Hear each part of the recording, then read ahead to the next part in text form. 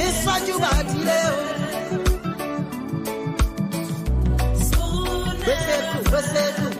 Spoon TV. Spoon Bada bada bada bada. Skiddy biddy biddy da bado.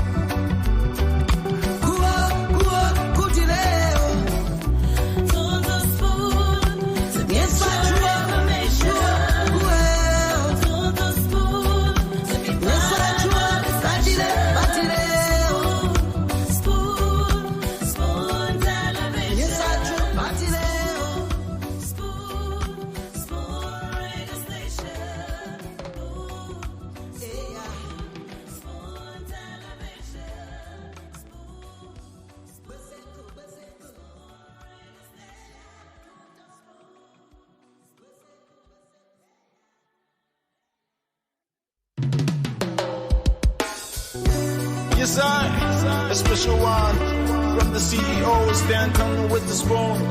And your boy, Friday the Southern Band, charges on the beat. On the spoon to get your information. On the spoon to be part of our discussion. Spoon, spoon, spoon television. Spoon, spoon, spoon radio station. Spoon gonna tell you what is happening in Liberia. Spoon gonna tell you what is happening in Monrovia. Spoon gonna tell you what is happening in Africa. Just to spoon, you will know. If the children crying for starvation, just to spoon.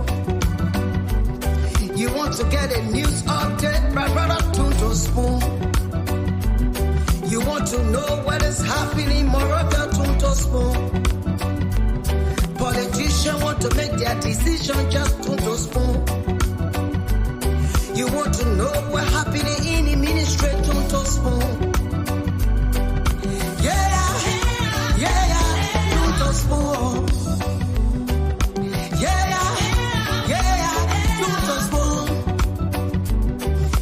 You from Fonjema, Maryland, to spoon. Yeah, to spoon. If you eat kepan, graduate, my brother, to spoon. You got a spoon TV, you got a spoon radio, to spoon. Yeah, to spoon. You wanna get a news update, to spoon. What? Yeah, Rastafari. Kilibamba, kilibamba, kilibamba. Kilibamba, kilibamba, kilibamba. What I want? Yes, what you bad today? Spoon TV. Spoon. Yes, what you bad today?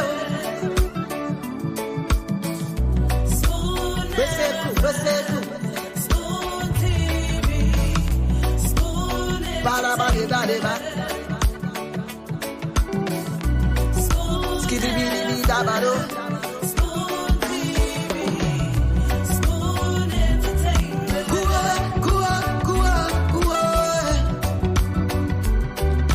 Bese kua, kudileo. Kua, kudileo. On the spoon to get Yes, your information. On the spoon to be part of our discussion. Spoon television. Yes, I do. Batileo. Spoon radio station. Spoon television.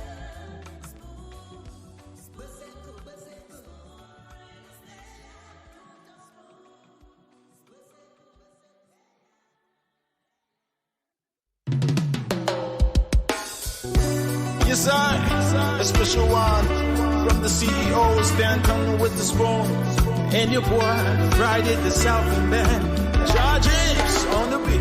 To the school to get your information.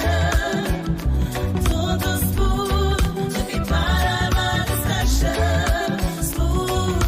Spoon television. Spoon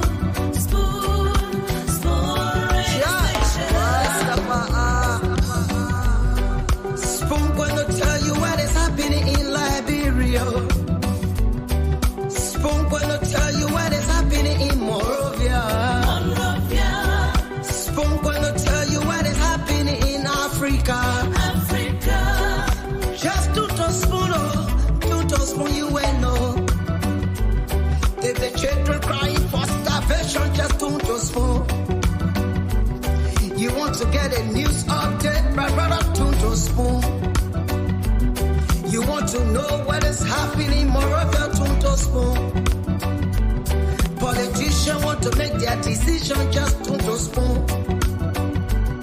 You want to know what happening in the ministry, to spoon. Yeah, to spoon.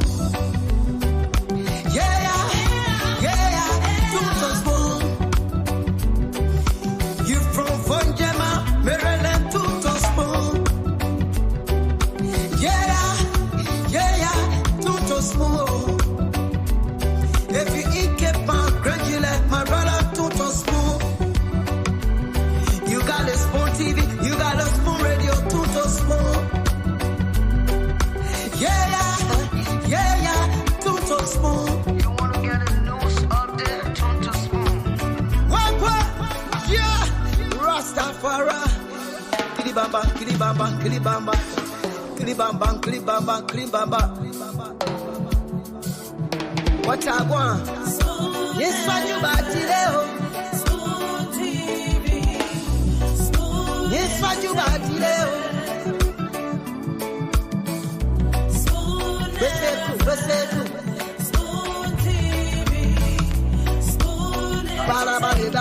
Thank you very much. That was one of the workers here at the PJ City Corporation who have spoken with us, and they've reached a common ground, and they've already agreed to this.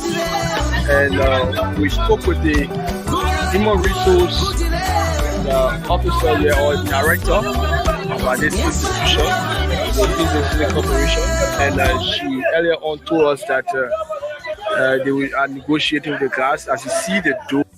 One document, written document that indicated that they will pay us our balance on the 15th of January. So the document in your hand, that way it costs for. The document that we not forever thing again. One document, written document that indicated that they will pay us our balance on the 15th of January. Because if they say it forever, they will just be there, they're talking. Was this a general consensus of all of you guys? All of you agreed for that? Yes. They call in meeting, went back to Africa, they talked to them and said yes. So what are you going to do with the paper next after the time is expired?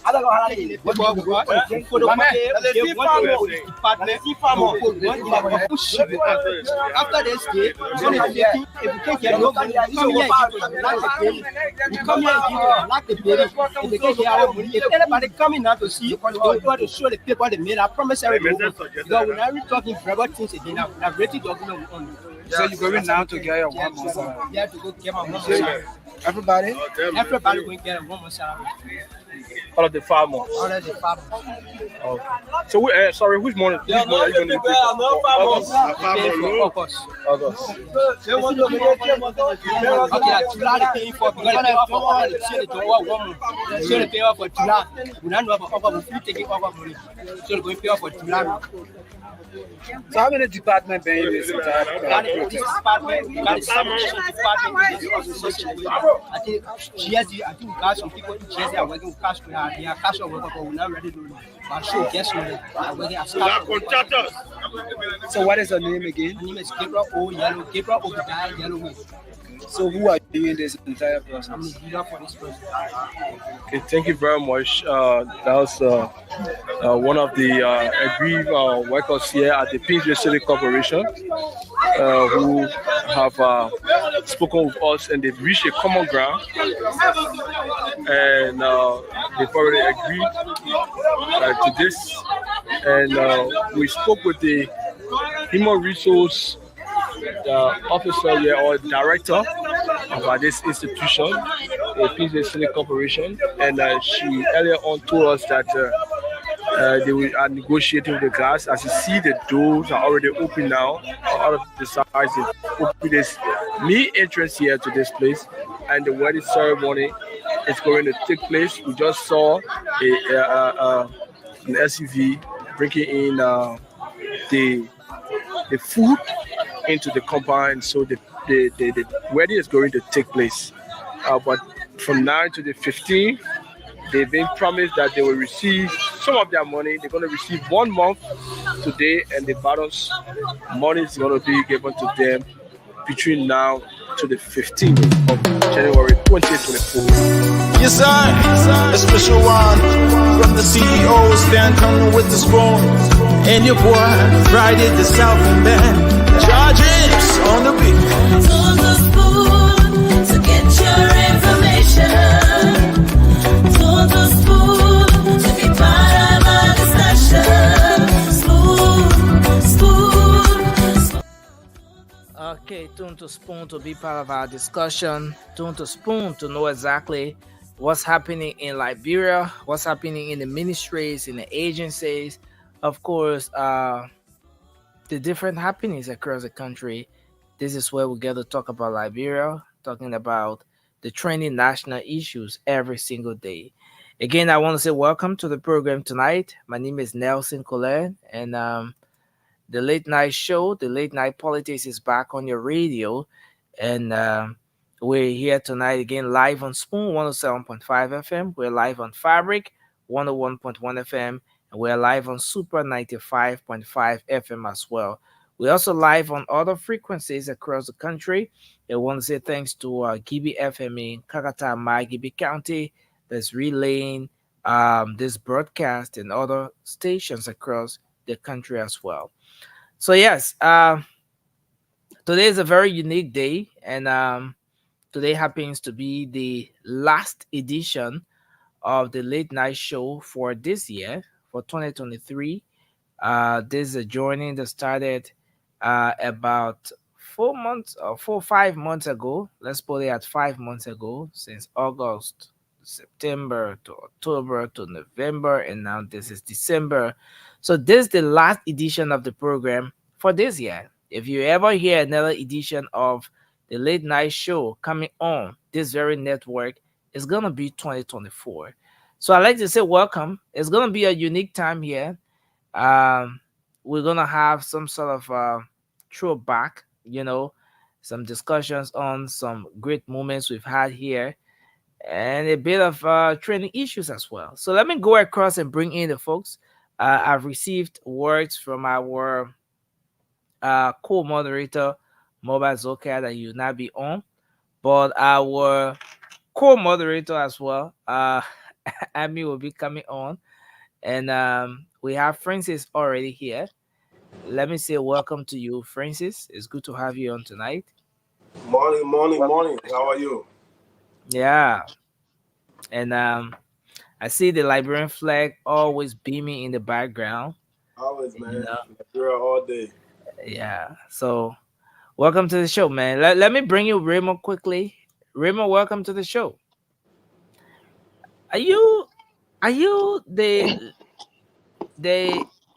newest bad road medicine we have in the country? See all the bad roads behind. This is a reminder to all Liberians where the current government left the state of the conditions of the road, the current government left, and what the new government is going to inherit. And the promise made by Ambassador Boaka, President-elect, that all roads going to be pliable. So until that happens, this picture is gonna be up. Until the new rules. Oh, wow. This is the before, and then we're gonna see that after. Then we're That's gonna what know we call what he did. accountability. Yeah. Keep it up, River. Thank you. Thank you. Let me bring in Alfred. Alfred, welcome to the show. Mr. Konowa, it's good to have you on. Alfred, what's going on? My man, I gave you the salute already. You see the team, my man. Oh, what gonna be it? I mean, I'm military. I mean, you can salute on a roof back. You can salute on the roof. But and this is something, Alfred. Is it really true? And what is the background of this whole thing about people not saluting on the roof? Since you come from the medical, the military, you come in here, you have some military, understanding of this whole thing. I always hear people say this: you can salute on the roof. Why? Do you guys in the military, those of you who serve in the military, is there any reason for that? Is it true? That's just myth. You know, there is too much respect for the institution. So when you carry the uniform, especially when you have the flag, there is this myth that you can salute on the people just created that. But the truth of the matter here is, once you are in uniform, anywhere you are, and you see the hosting, if you can see the hosting of the flag, you are honored duty to salute. If you are fully attired and you can see where the flag is being hosted, you can literally see the flag. You're supposed to salute. That's the way that's the way of honoring the flag. Another area too that you can also salute, when you're having a formal program and you are in uniform in the gallery and the national anthem is being played, you are to salute to honor the flag or the republic. So what about in my 9 years of military experience, I did not read anywhere in the military manual that say you can salute honor the roof. Okay. So my question: can you salute a superior officer indoor? If you are uniform, if you are fully uniform, you can salute a superior officer. If you are not uniform, you can salute by going to attention to honor him, to give him the respect. So say for example, I'm sitting here in my office, right? And my senior officer walks in. That's it. In the we call it the courtesy, the medical and courtesy, right? So in the process where I have not seen the whole day, and I did not give him a courtesy, and he just walked in here, I would just, because I'm not in uniform, I would just get up and go to attention. Okay. That's a way of giving a salute. That is a salute. Or that is a way of recognizing his presence. So that whole thing about you can salute on a roof, that's just a myth. That's just a myth. You didn't come because they don't that. understand. Any point in time, understand the process. Yeah, they don't understand. People don't understand the custom and courtesy process or procedure of the military, especially when you are in uniform, or the saluting process. Okay. How long did you serve in the Liberian Army? I was in the Liberian Army for. Start the show. We just, I just thought to throw this in. I was in the Liberian Army from 2008, July 5 to April 30, 2017, before I left for the United States. Okay. So that is about 8 years, almost 8 years, 9 months. Wow, that's great. Yeah, man. So we're here again tonight. But can I throw in my 1 cent knowledge? Oh, Raymond, you serve in the military as well? I did ROTC. Remember, I did a stand up. I did ROTC, my man. I'm on student. Why did you say you did ROTC? They start laughing. I'm student ROTC, bro. Go ahead. You didn't do ROTC or what? You are ROTC. But I'm about to come for Tuesday. So Will, but wait. from So Will, ROTC I class, mean, your own ROTC you did, it can equate to some military The mental Latin class of experience or what so have you you. can graduate. no, but Okay, ROTC is preparation for military service or Yes. understanding of. It's introduction to the military service. yeah. So it's not teaching you anything that's outside the military service.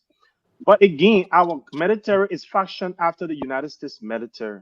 Yes. And like Okay. he said, it's just a custom. So that's why I say it's customary that you do not salute on a roof unless you are reporting to a superior officer. Then you salute reporting. But it's customary that if you don't, it's not what you call it. What's the word for it? I won't say disrespect, but that's not a military terminology. Courtesy. It's not. It's not that you're courtesy. yeah. It's not that you're not It's- giving courtesy. Yeah. So it's just custom. So what he says is accurate. And I learned it from our OTC class. Okay, Officer Raymond. That's very interesting though. Very interesting. And yeah, a great way to start the show. Okay, So, I have to so follow yeah, here. let me just go a little bit further before you bring some of the military thing and it coming back to my mind, you know. So like the way he was talking about it, okay, let's say you have maybe 4 or 5 soldiers in an office or a place that is covered. Mhm. The first person that sees the senior officer supposed to bring the group to attention. You guys will not salute, even if you are in uniform. Except where you are reporting, then you have to salute. All right. But the first person that see the senior officer approaching, usually you can say 5 feet away. You bring the group attention, and the senior officer will come. That is a way of giving his courtesy as a senior officer. And he will in turn return that particular courtesy that was given. So it's a two-way street. You salute, you can call it you salute me, I salute you back. So Okay. you're not saluting the individual, you are saluting the position that they carry. You're not giving respect to the individual, but you are giving respect and honor to the position that they carry in the military. So that's why we say you don't have to let the person before you respect them. You don't have to like them before you work with them. That's interesting though. Yeah. Yeah. Alfred, you know, I just thought to have you. You want to try me, eh? Yeah, I don't know whether you really serve in the military for true. But man, I don't know go. Maybe I don't just know. pass you. How they call them Kabaja? Which My man, I am now on the go. Maybe Kabaja. But it seems you don't know who a Noko is. Noko is a soldier. So when you say I'm not Noko, I'm not soldier. That's how our former compatriots who served the country were classified, especially so during the civil crisis. Those that joined the military between 1989 to 1990, they consider them as Noko. That they were not predominantly high school graduates. Some of them were depth mare hunters. They brought in, they put in the military, especially so when our military became, nepotistic. When it became, people start using draconian situation to bring people into the military and all those things. So people classify it as Noko. So in our let me give you the history of Noko. When the Liberia Frontier Force were funded, at the time, training was not adequate for military officers. So people from different regions had to join, and they had to collect taxes and keep the security. So hunters were recruited, but those hunters later became soldiers, and that's how they were called Noko. Noko is actually a Loma word to me. I think it's something like a friendship, but that's how they call one another. But Lama guy, you should be able to interpret. Man, I know. Yeah, man. Unless if you Moravia Lama now, you Moravia Lama. Man, I'm a real boozy man. They man, I'm real boozy man. Man, I'm boozy man. Don't say I'm not real boozy man, but just how what Noko I'm mean? a real boozy man. Remember what Noko mean? Say Noko I've seen is, I think it means friend. I'm not very, because of Loma words, the jargon in Loma is so deep. Loma is a language, it's not a dialect. So no one Loma person can tell you to know all the jargon in Loma. The older Loma people, when they speak Loma, the Remember, younger you Loma. started anything good, but you're not ending the career. But anyway, But man, you gotta understand, I don't master the Queen's language. I don't master Loma. yeah, but it's a good thing, man. We want to say thanks to all of you guys here tonight. My man, before you go further, some of us went in the military. We went there with our whole heart. We're out of high school. Before joining the military, I had a big ambition when I joined the military. I was not just going there because I wanted to go be wearing uniform and be passing around. We challenged ourselves when we were there. So the records are there. In fact, the unit I was in, when I had just graduated from initial entry training and became a soldier, when I came back to the barracks, I was fortunate to have joined one of the best forces in the armed forces of Liberia right now that had the opportunity to go to Nigeria. I did warfare, special forces training. So once they came back to the country in 2008, September, as a fresh soldier, they put me among those lions. That was my first company group that came from Nigeria. All the guys were very tough and very hard. They were very, I mean, the guys were ready. They were ready for what we call soldiering. You know, there was high level of discipline. You couldn't do nonsense. In fact, the unit was so hard to the point where people became afraid of us. So I who just came from initial entry training and then they assigned me to that group, I had to buckle up to learn very fast. So at the end of the day, the guys call me Junior Commando, even though I don't have a certificate. But because of my rigorous, attention, my I put everything into it. I wanted to learn. So everywhere the training was, I was there. In fact, to the point where I almost broke my back. Wow. Yeah, I almost broke my back. I was out of training for almost 3 months. So that had to give me the new Junior Commando. So I'm very proud that I want to serve the military, and it is a force for good. And that's a good one. That's a good one. I just like us to now move on to start the show. Let me say welcome to our folks. You can share the program as you come on. We appreciate that. And let's have a great show here tonight. So let's start up with what's on your mind, starting with Francis. Yeah, let me talk on the no-go. Then me and no-go. My priorities are only to pass the graduate high school. So, but anyway, yeah, what's on my mind is just pretty much about our country, Liberia. The government not paying people, and then I meant to talk about that today. There, but unfortunately for me, the ambassador to the EU was on Small Talk today, talking about the sale of Liberia's land in Brussels and the eviction of the Liberian embassy, and and he was talking about how he had to turn into a beggar, literal beggar, begging folks at Samara Water finance minister, to all these people to pay Liberia's bill. What an embarrassment! You see, these guys are just sitting here running against us style kind of government where money comes, they just eat it. So it's so frustrating. He even mentioned that the foreign service will probably be shut down soon. Like, so you out there, you have budget since November 22nd since November of 2022 to this year. We have not paid rent. We got evicted. What kind of embarrassment is that? But you got all of these officials building big houses, driving the best of cars, traveling around the world, and then you can pay a foreign service bill? You see, then they wonder why the international community don't take us seriously. Well, if you rent for somebody and they evict you, that's an embarrassment to the nation. But that's what they do. So you eat all the money that you generate, excuse me, you don't pay the people, you cut their pay, parents can buy their children Christmas clothes. Because I remember growing up in Liberia, our woman would buy our new clothes. We're not wear it. We're not let nobody see it. on the Christmas day when we're picking it. You don't see my new clothes. I imagine what our little brothers and sisters are doing.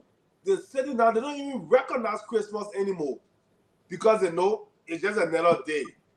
You don't look forward to anything because your parent, your mom, and your father, they don't get job. If the job they say they go to, they're not bringing nothing back. But yet and still, all the ministers, the representatives, the senators, all those big people, their children are traveling around the world, going to the best schools, wearing the best clothes, eating the best food. But over 75% of the Liberia population live below the poverty line. Make that make sense, my people. Thank you.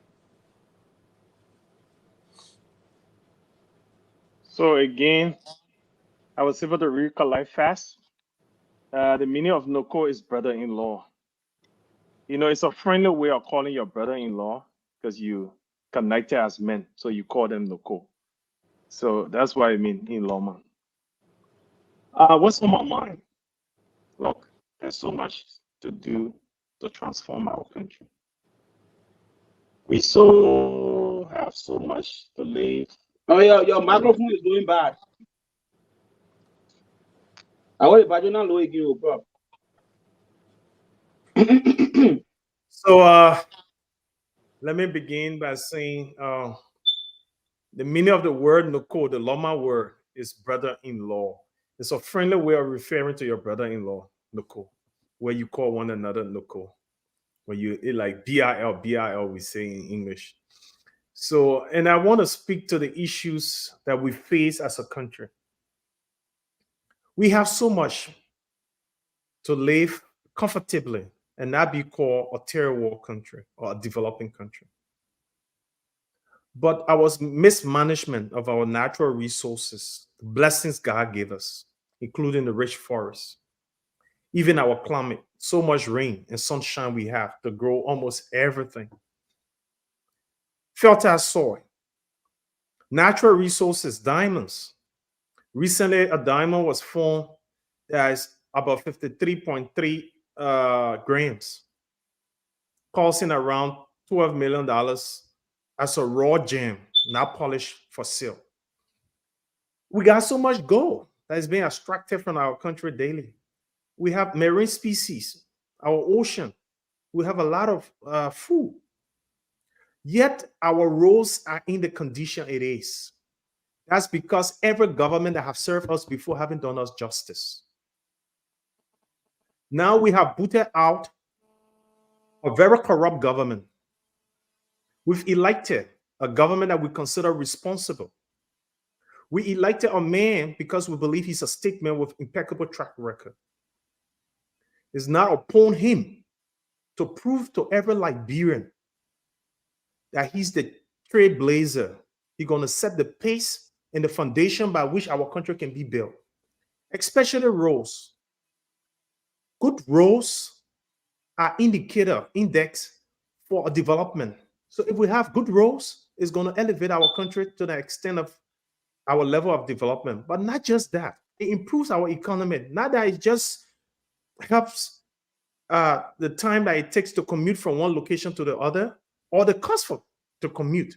Because given the challenges on the road, imagine if a driver have to go through these challenges, how much it's going to cost a passenger or to take goods and other services to another location. Imagine that.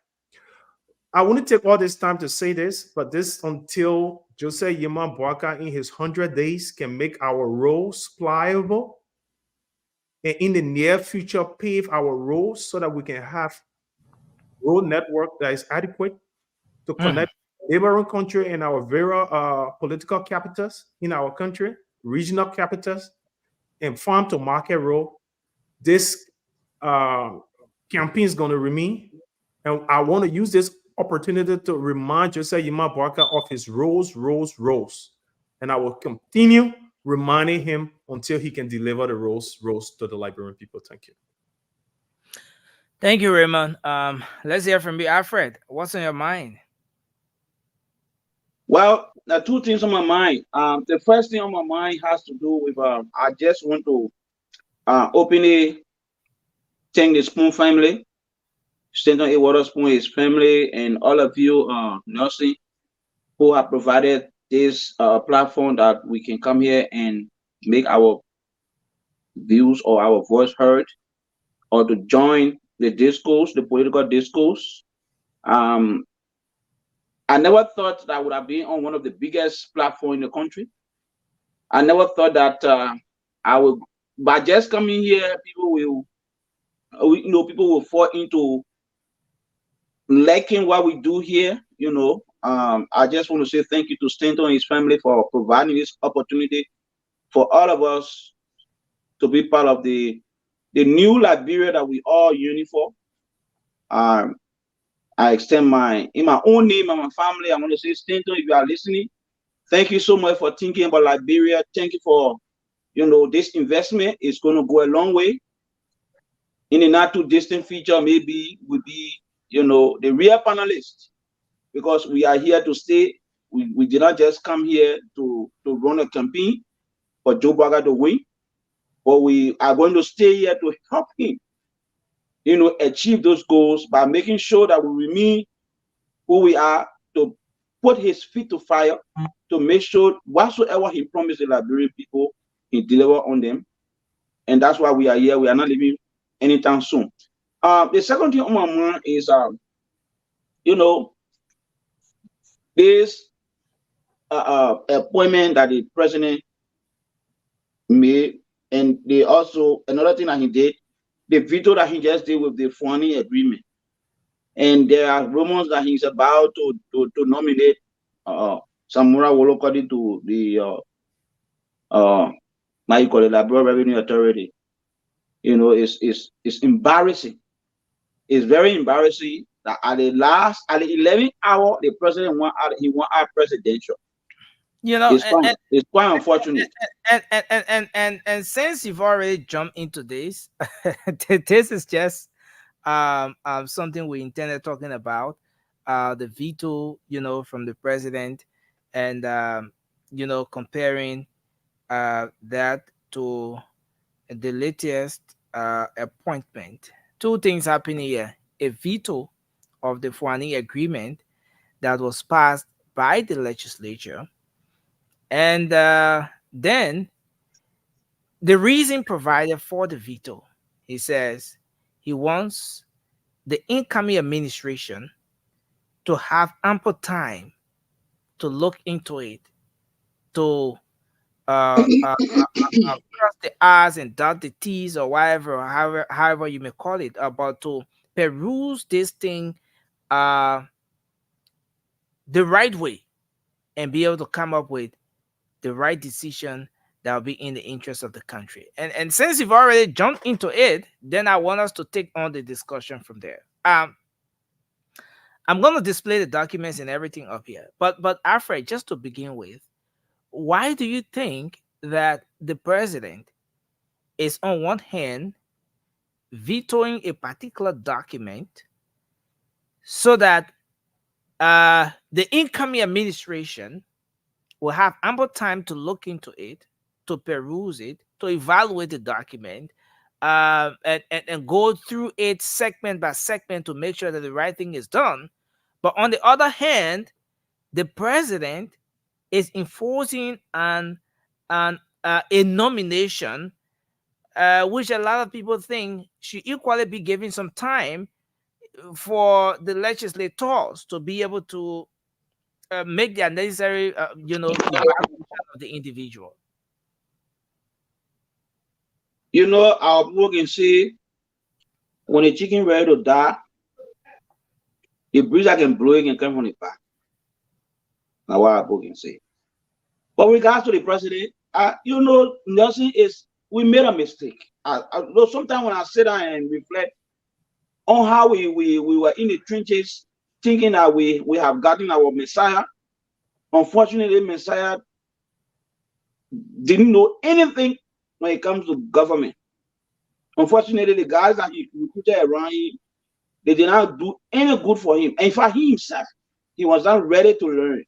So as a result, the smart guys that were around him, they took it as an opportunity to enrich themselves. And that's why we see. Nothing. The Fulani agreement, where it originated from? Did it originate from the legislature? Joy we are in someone told them put the document together. And it was passed by the legislature. The legislature, the only thing the legislature can do is that when you ask the chief, the president for that matter, the chief executive officer of the country, the president, you put investment document together, you bring it to the legislature. The only thing they're going to do is to make sure what in there for the people. They're not there to change anything. In most cases, they are just there to make sure that the laws are followed, make sure the so-called investment that you're bringing, making sure that it benefits the Liberian people. So for the president to come say, oh yeah, he want to get ample time to the next leadership that come in, that just bluff. The president left morale. He's trying to find ways to appease some of the again, someone will say, Alfred, that had the president just allowed this thing pass at the 11th hour, a lot of you who sit on the other side may have criticized him as well, just as you are doing in the case of the justice minister who has been nominated for the associate justice position. But my man, they justice you bringing here, there are ethical procedures that need to be followed.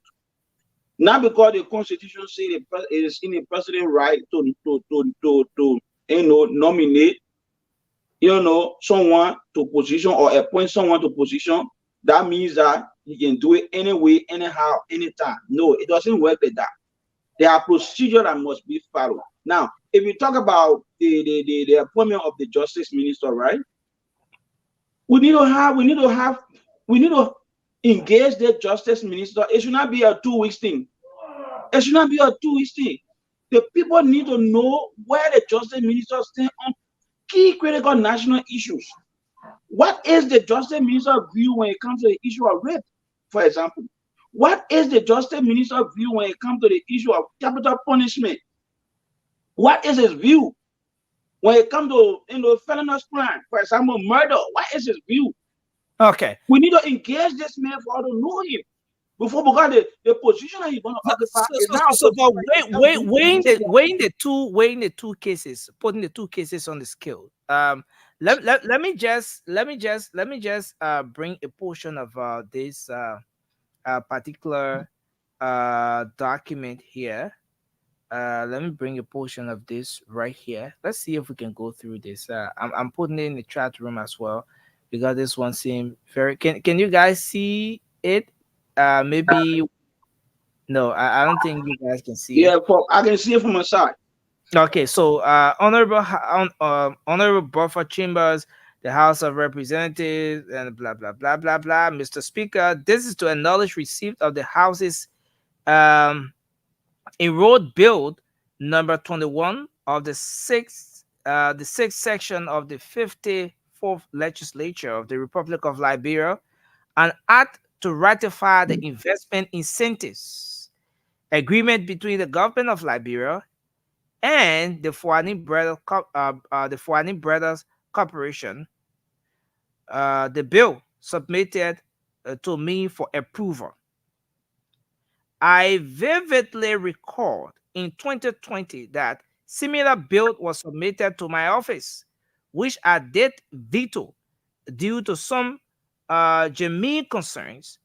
In this current bill, which has been submitted to me, these concerns have even deepened and intensified as there seem to be structural errors on the document itself, in addition to the substantive issues that pertain. Having carefully reviewed and analyzed the bill as enacted and submitted by my office, I wish to veto the bill due to the following reasons. Now, so the president is stating why he's vetoing this particular bill. Number one, structural issues. He said there are some structural issues with the bill for which he decided to veto it. So he says section 10.5, stabilization and adjustment of liability, and all of those different areas which he turns at the reasons why he's okay. So number 4, the version, blah blah blah blah blah blah. So he said there's the structural issue, there are Nelson, substantive issues, and then coming down to the very end of this document. Nelson, you have people, Nelson, don't be doing blah blah blah. You have people on the radio that are listening. So read the document in entirety. Yeah. Listen, Alfred, we don't have the luxury of time to read this entire thing from start to finish, right? So I'm just picking up on the cardinal areas there, the most important aspects. So let me move to this portion here. Let me display this other document here, the final one of the major areas that led to the president vetoing this particular bill. Okay, so the area you see cycle there. Now, if you, those of you here, you can just click on a kind of square in the lower right corner of the screen, and the whole thing will zoom in, and then you'll be able to see here.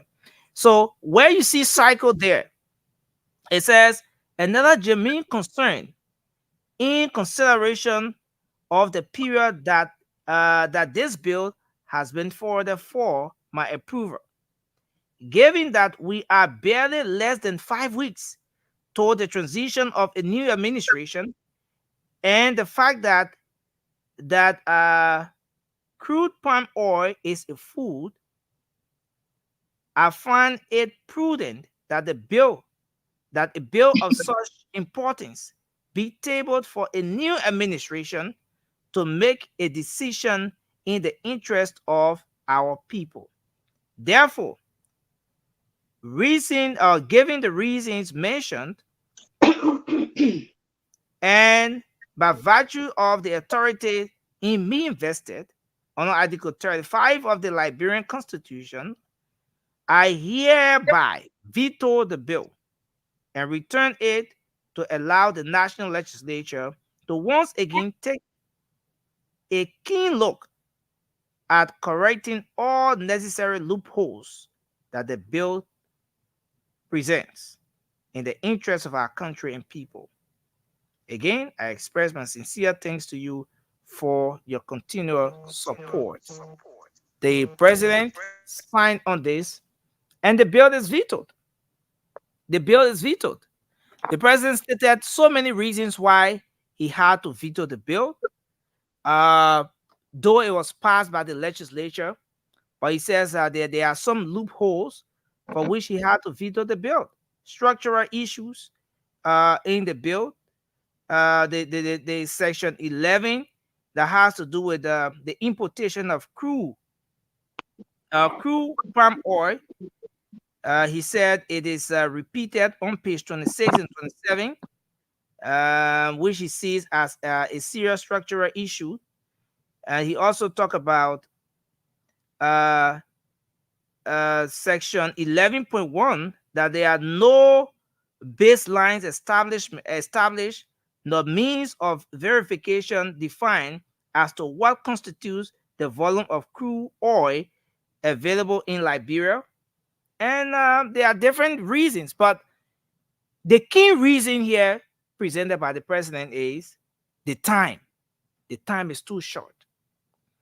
It's important for the new administration to get into the picture and be able to look at all of the loopholes. Now, again, I'm going to come back to you, Alfred, just so we zero in, and then we'll move to Raymond. I want to say welcome to Josh. Thanks for joining us on the show. Now, the president, at the 11th hour, have decided to take this decision. All right? Now, he's taking this decision at a time when he's being criticized for making an appointment or making a nomination for the associate justice position, which a lot of people see as being very crucial for the legal system of our country and all of that. Now, I want you to compare the both actions here and tell us, Alfred, is the president trying to be presidential? Now, despite the short time, and giving the consideration and everything that you know comes with the both actions. I want you to weigh in your thoughts on the both actions here by the president. Let me just put it that way: the both actions by the president, the vetoing of this bill, and also the decision at the 11th hour to have this nomination. And then also, what does it say about even the legislature that passes a bill of such nature that is being vetoed by the president, citing all of those different issues for which the president had to veto the bill, from the structural aspect and a lot more? As a student of public policy, I think constitutionally it is the president's prerogative to veto. It is also the president's prerogative to appoint. Okay. Okay, we got to get that clear.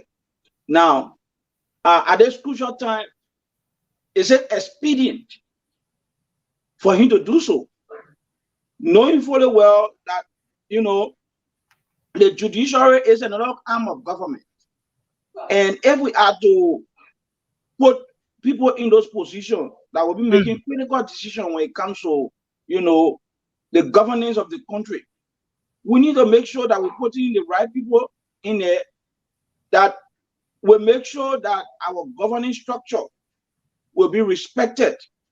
It will not be based on, because I know you or you're my friend. No, it should not be like that. It should be based on qualification. It should be based on experience. Now, with regards to the appointment, once again, it is the president's prerogative to appoint. It is in his power to appoint. But it is not expedient at this point in time. He should be giving Joseph Boakai the opportunity to make that appointment to the judiciary. I think it will be a professional thing to do to allow Joseph Boakai to make that appointment. Because you know what? I think Judge Weah appointed, about 2 different justices in his presidency. Why is he rushing to appoint somebody to the Supreme Court? Now, the other day we were talking about Justice Nangbe, right? Justice Nangbe is, I think he's turning 62 or 60, somewhere there. All right. Tomorrow, Justice Nangbe can come out and say, even though I told you I want to be, I'll requesting for early retirement, but I changed my mind. What will the president do in that case? Another thing to consider here is that reports coming in is that Justice Nangbe in the first place hasn't been well. Yeah, we know he's not well. He's been out for over a year. All right, for over a year, and this is what triggered this request, or whatever from him. That now the question here is, this particular decision. We're talking about coordination here, Nelson. We're talking about 3 branches of government. They should coordinate, right? The justice sent the president a letter requesting early retirement. What did the president do? Did the president write the legislature, the national legislature, informing them of this request? Did he do that? He did not do that. Now, the legislature has the power. They have option to remove a certain judge. It can be through impeachment. Sometimes the justice can retire, and it's in the purview of Justice Nangbe to retire. He doesn't even need to call for retirement. Or to request for retirement. He can resign. If he has, because the Constitution provides that he will be 70 years old to get all your benefit. All right? He's just 60. He has not reached 70 years old. The Constitution also went further to say, even if you reach 70 years old and you still have the strength to carry on, you can still carry on. Given that the legislature can say, okay, yeah, you can still carry on if he has the strength to carry on. Okay? But he has not reached that yet. Now he's requesting for early retirement. My concern here with George Weah appointment is that did he do the right thing by writing the national legislature on the information that was sent to him by Justice Nangbe to say, okay, my man, I can't continue the joy. I need to look after myself. Did he do that communication to the national legislature so that there can be coordination in terms of who feels? But did he have to do that? Did he have to do that? Did he have to do that? No, okay, constitutionally, did he have to do that? constitutionally, I am not abreast with the law from the judiciary in terms of. Thank you. Let's hold you there. I don't want to say anything here. Hold on. I don't want to say anything here that is not fact. All right. But I do know the Constitution is very clear. If you read Article 75, it tells you exactly the role of the judiciary. It tells you how somebody can be impeached from the bench, how somebody can resign, and everything is spelled out there. It's very clear. My only concern here is if Judge will clearly respect the Constitution, he should have informed the body to let them know that we have an issue on the judiciary and we need to replace someone who said they can't go further again because of their sickness. And that is a medical issue. All right. Thank you. You can't force Justin Nambo to let's hold be you there, Alfred. Let's hold you there, Alfred. Let's hold you there, Alfred, and then move to Francis on this one. Francis, I want us to weigh the two actions here from the president. One, the vetoing of this bill that was passed by the legislature. Two, the decision on this latest appointment. I mean, weighing the two actions here, what are your thoughts on it? And let me just say very quick that what we see here is a clear demonstration of how powerful the both branches of government are, right? In one case, you see the legislature passes an instrument and it goes to the president's office. He needs to sign on it before it becomes a law, before it becomes a document that they can act on, right? In the other case, the president approves somebody and then needs to go to the legislature so that they make a final decision on it. I mean, just a clear indication of how powerful the both branches of government are. But again, looking at the both actions from the president, Francis, what are your thoughts?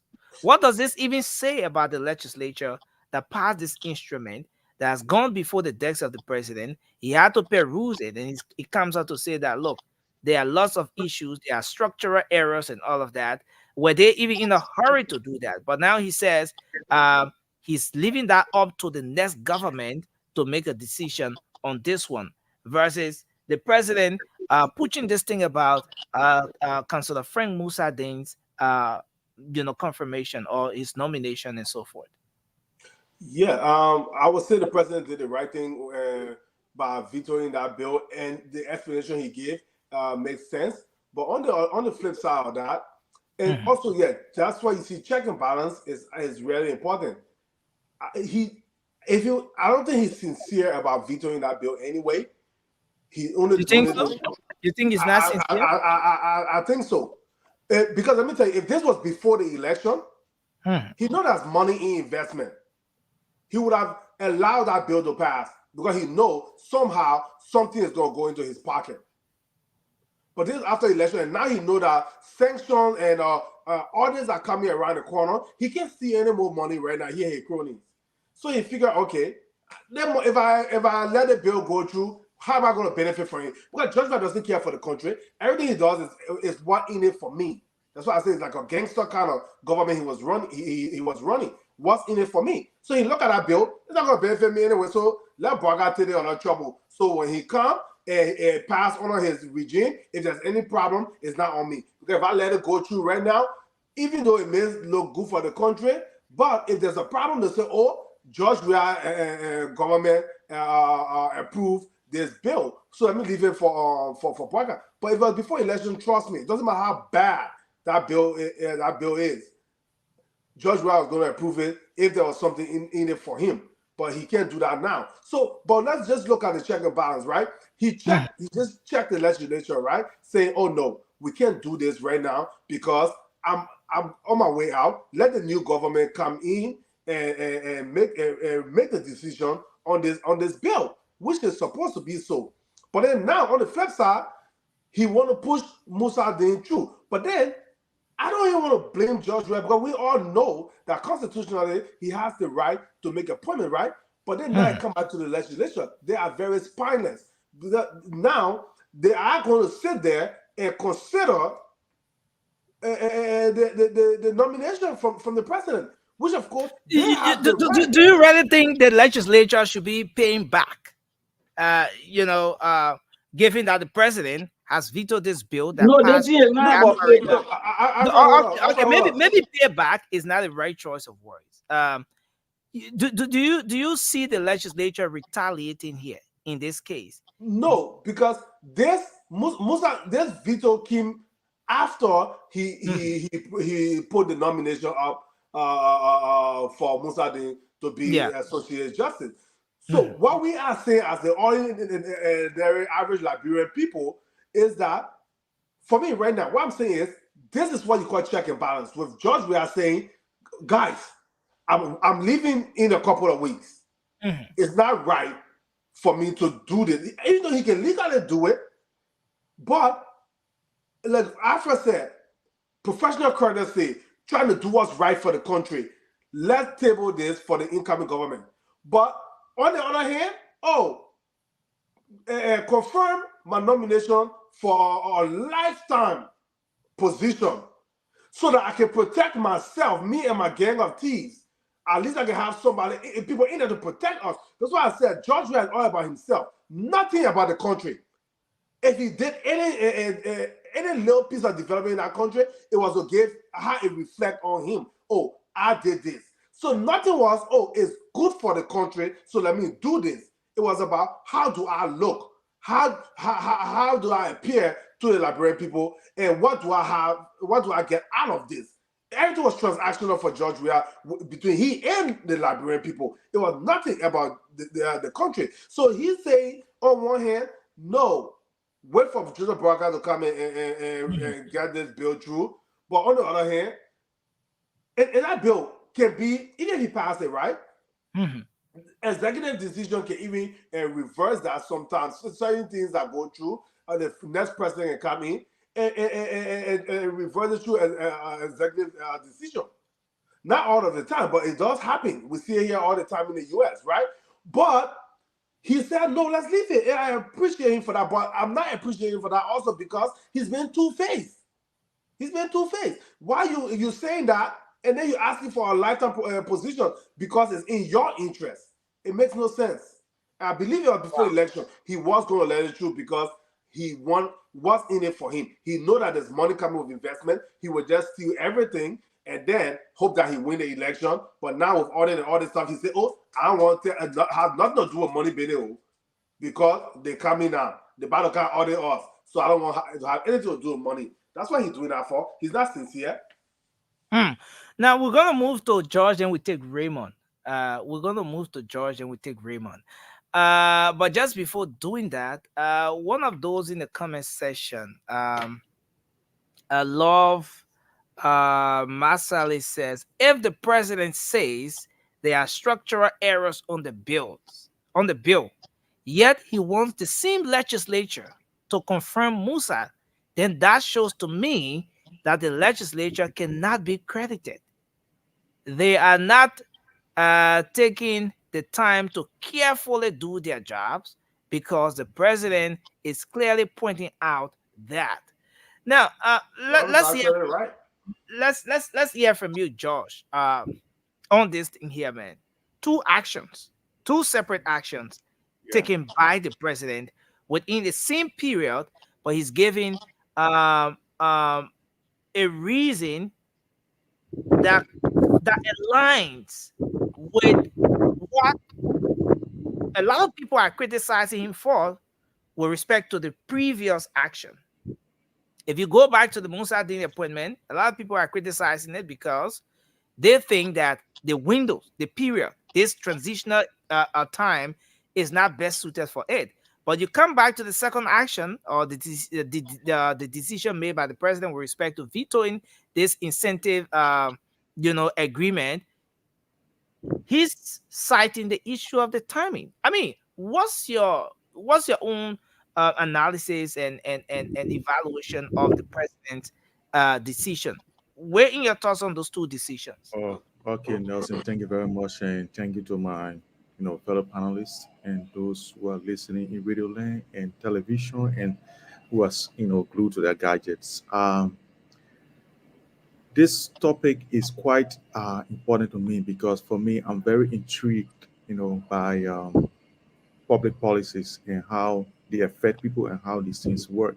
So I actually took key attention to this. I read through the documentation, and here's what I got to say. I think the president is in the right. And regardless of people saying here, as I heard my brother Josh, I Francis, don't know what's happened. Where you are? I think it's I don't know where. outside. yeah, I'm outside. Yeah, it's There's the some wing. sort It's the of wing. yeah, the wing and stuff like that. Yeah. Okay, just give me a second. Let me see what is going on here. Okay. Oh, sorry. I was trying to get the latest version. It's not going to work, Josh. It has noise cancellation. Yeah, I've already done that. Yeah. Okay. So It's Josh, okay. the latest version, it has noise cancellation. That's the latest version here, man. Come on. It is not I working don't- properly. I don't- It might be the fake one. It is working. I just went to the app bullet. to rectify that. This is the most look at it. Look at it.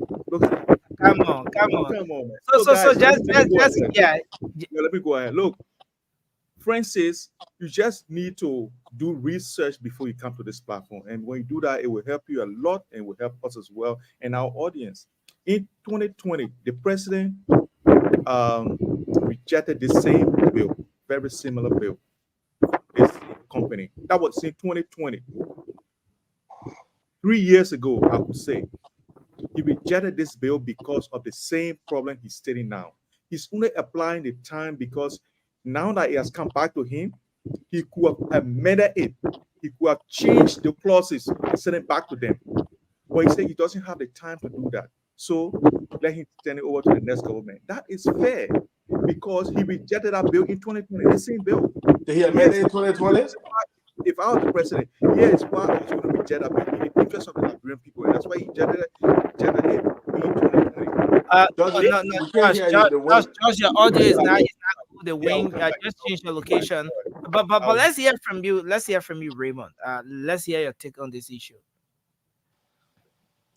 So on December 13th of this year, this current president, President George Manuel Weah, issued Executive Order 123.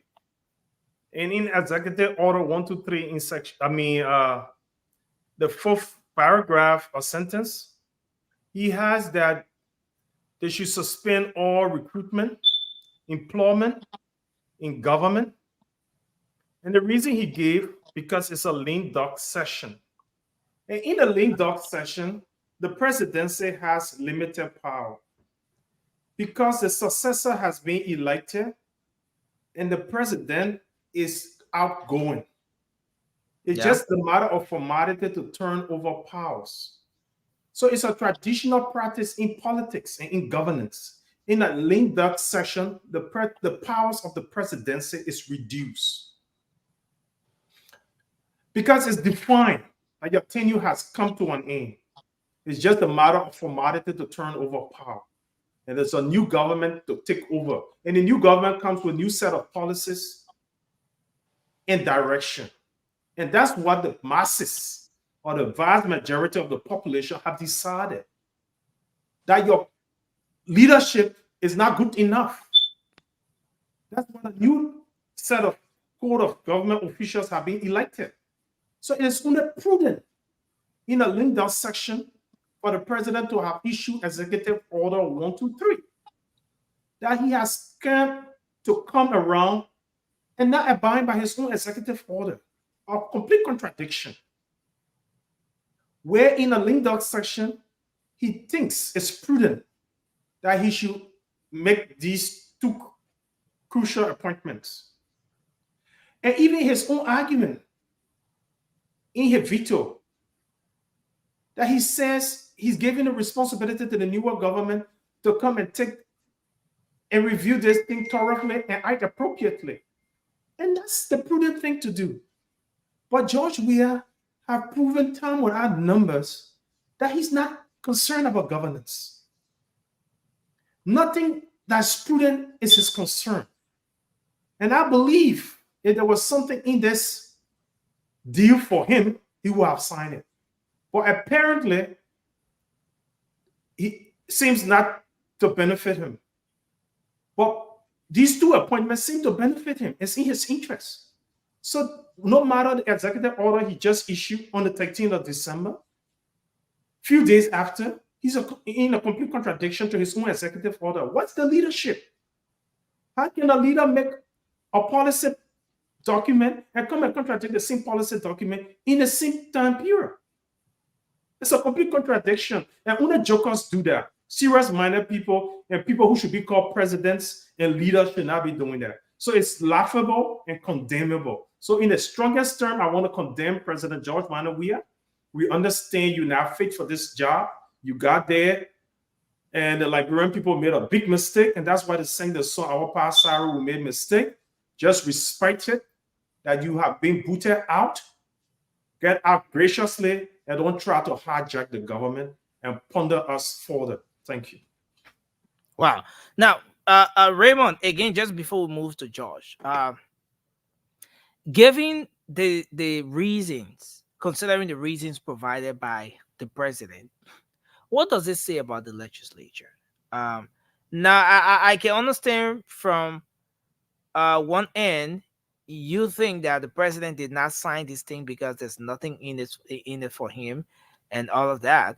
But now, what does it say about the legislature? The president is citing not just the issue with the timing, but structural issues, some structural errors.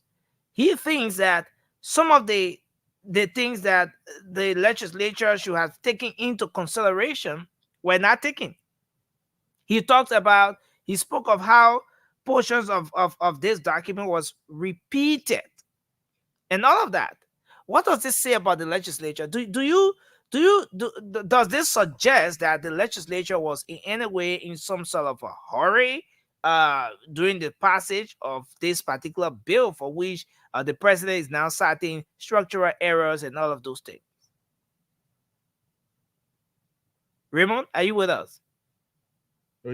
Oh, I'm so sorry. I thought the question was to Josh. Let me go ahead, Nelson. Look, I can address that as well. But Nelson, but I can. I'm sorry, man. I got distracted. Okay.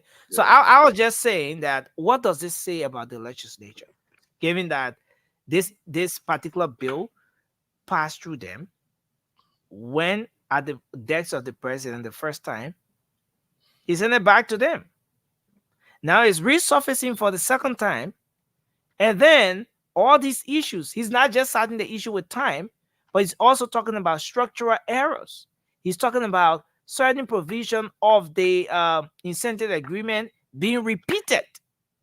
All of those different issues that the president is citing, what does it say about the legislature? Does this suggest in any way that the legislature was in any form of hurry to pass this bill? So, Nelson, it's just fair to say this entire government, the three branches of government, a joke. And this is a clear indicator. And we've been hearing times with our numbers, people even their own police accusing the body for taking brown envelope, and that's the only reason why they do 5G passing of stuffs, where even legislators don't even have the chance to read the documents, but yet they have to vote on them. And that's just laughable. And so the president just pointed this out. And it's just to tell us how we didn't have any functioning legislature.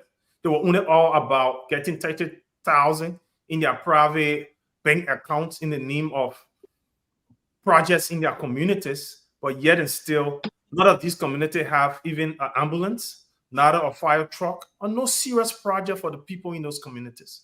So it was all about them enriching themselves, the entire government, all three branches of government. And that's why the president could make such comment after they have sent a document for the president to sign on. And of all persons, President Weah. That's the joke. No, I mean, I don't understand why you laughing in a way. But let's take Alfred. Alfred, I see your hand up. When you ask a question, what does it say about our legislature? It just tells you that we have a serious institutional problem. You know, as a legislator, you're not vested with knowledge to know about everything. Mm-hmm. You know, that's why you need to recruit people in your office. Your office staff should be people who understand the issues. You know, it just reminds me of one of my courses I was doing in international relations, where the instructor gave up a whole book to read and then gave you a page to do a summary and tell you to give a summary because he doesn't have time to read 30 minutes. He must give you a summary. We need to start making our legislator to understand that when you get our position, in that position that you just go behind the hall and just collect people that you know and can bring in your office. Bring professional people in your office that will help you. That will help you with the knowledge that you need to understand those different, processes. Because you don't have knowledge on everything. But today you go in Liberia, one representative get a bunch of people that even qualify for the position they get in their offices. But they can't even read. You give them one passage to read, they can't even read it correctly. But they are chief of staff passing around. You understand? I want to be clear on this. This is what happened in our country. So you will find a document will go before them. They will not even read the document. They will not read the document. Out of no time, you see people passing, especially the budget. Look at the way the guys can pass the budget. There is no structure. In this country, you have the Office of Budget Management under the executive branch. And the Congress, they also have the Office of Budget Management. Those guys are over there, they are office staffers. When the president sends a budget to the legislature to discuss it, those guys will go and break it down and explain it to the senators and representatives. So by the time you come on the floor, you know exactly what in our budget for your constituents. You know exactly what in our budget for your constituents. That's why in this country, one senator can hold a budget. It can pass. One senator can say, no, they will not agree with it. It will not pass because he found out that something there is not there correct. But in our country, we not care about the trickle-down effect of our national cake. What we care about is our interest. We get brown envelopes. They make a knife. But man, you forget what that thing, man. That thing go through. You go stand people, they call it so-called resolution. They think they can literally take my hair on my shoulder when I hear the thing it's called resolution. What the heck? What is resolution? You know, they just created that scenario. They call resolution to be stealing. Let George go, bro. We're not gonna wait for George, go, man. Yeah, man. George, go back. I know you won't go ahead. But look, guys, like what I said before, this bill was rejected by the president in 2020. Right? 2020, the same issues that he had with this bill, like unlike our brothers who were thinking about the president putting money in his pocket, if there was money for him, we were going to allow it to pass.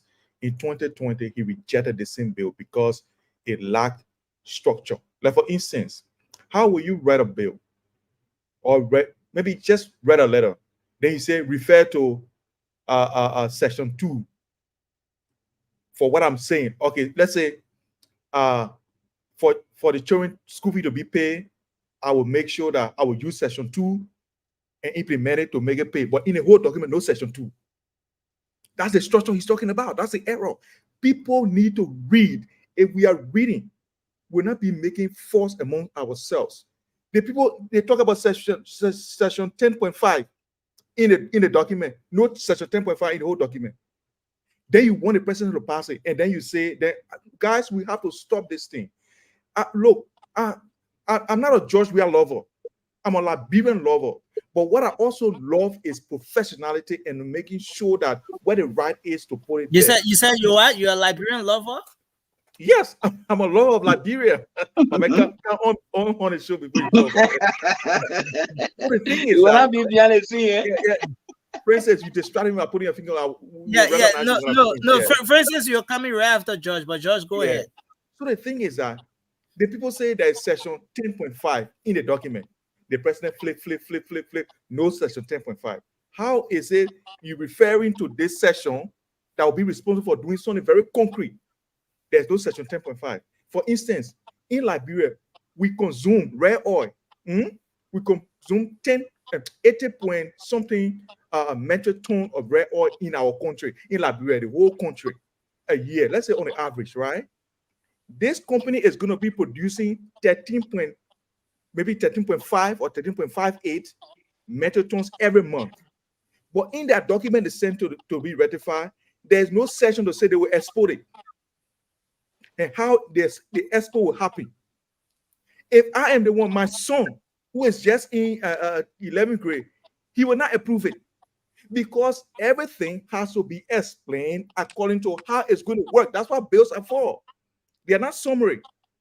We're not summarizing the bill. The bill is there to detail everything that is going to happen under that agreement to make sure that it happens. But these people, the mention of session is not there, talking about you producing more oil than the country needs, but you didn't tell us how you're going to export it, how it's going to be done, what are the rules that are going to be followed, everything. Nothing is there.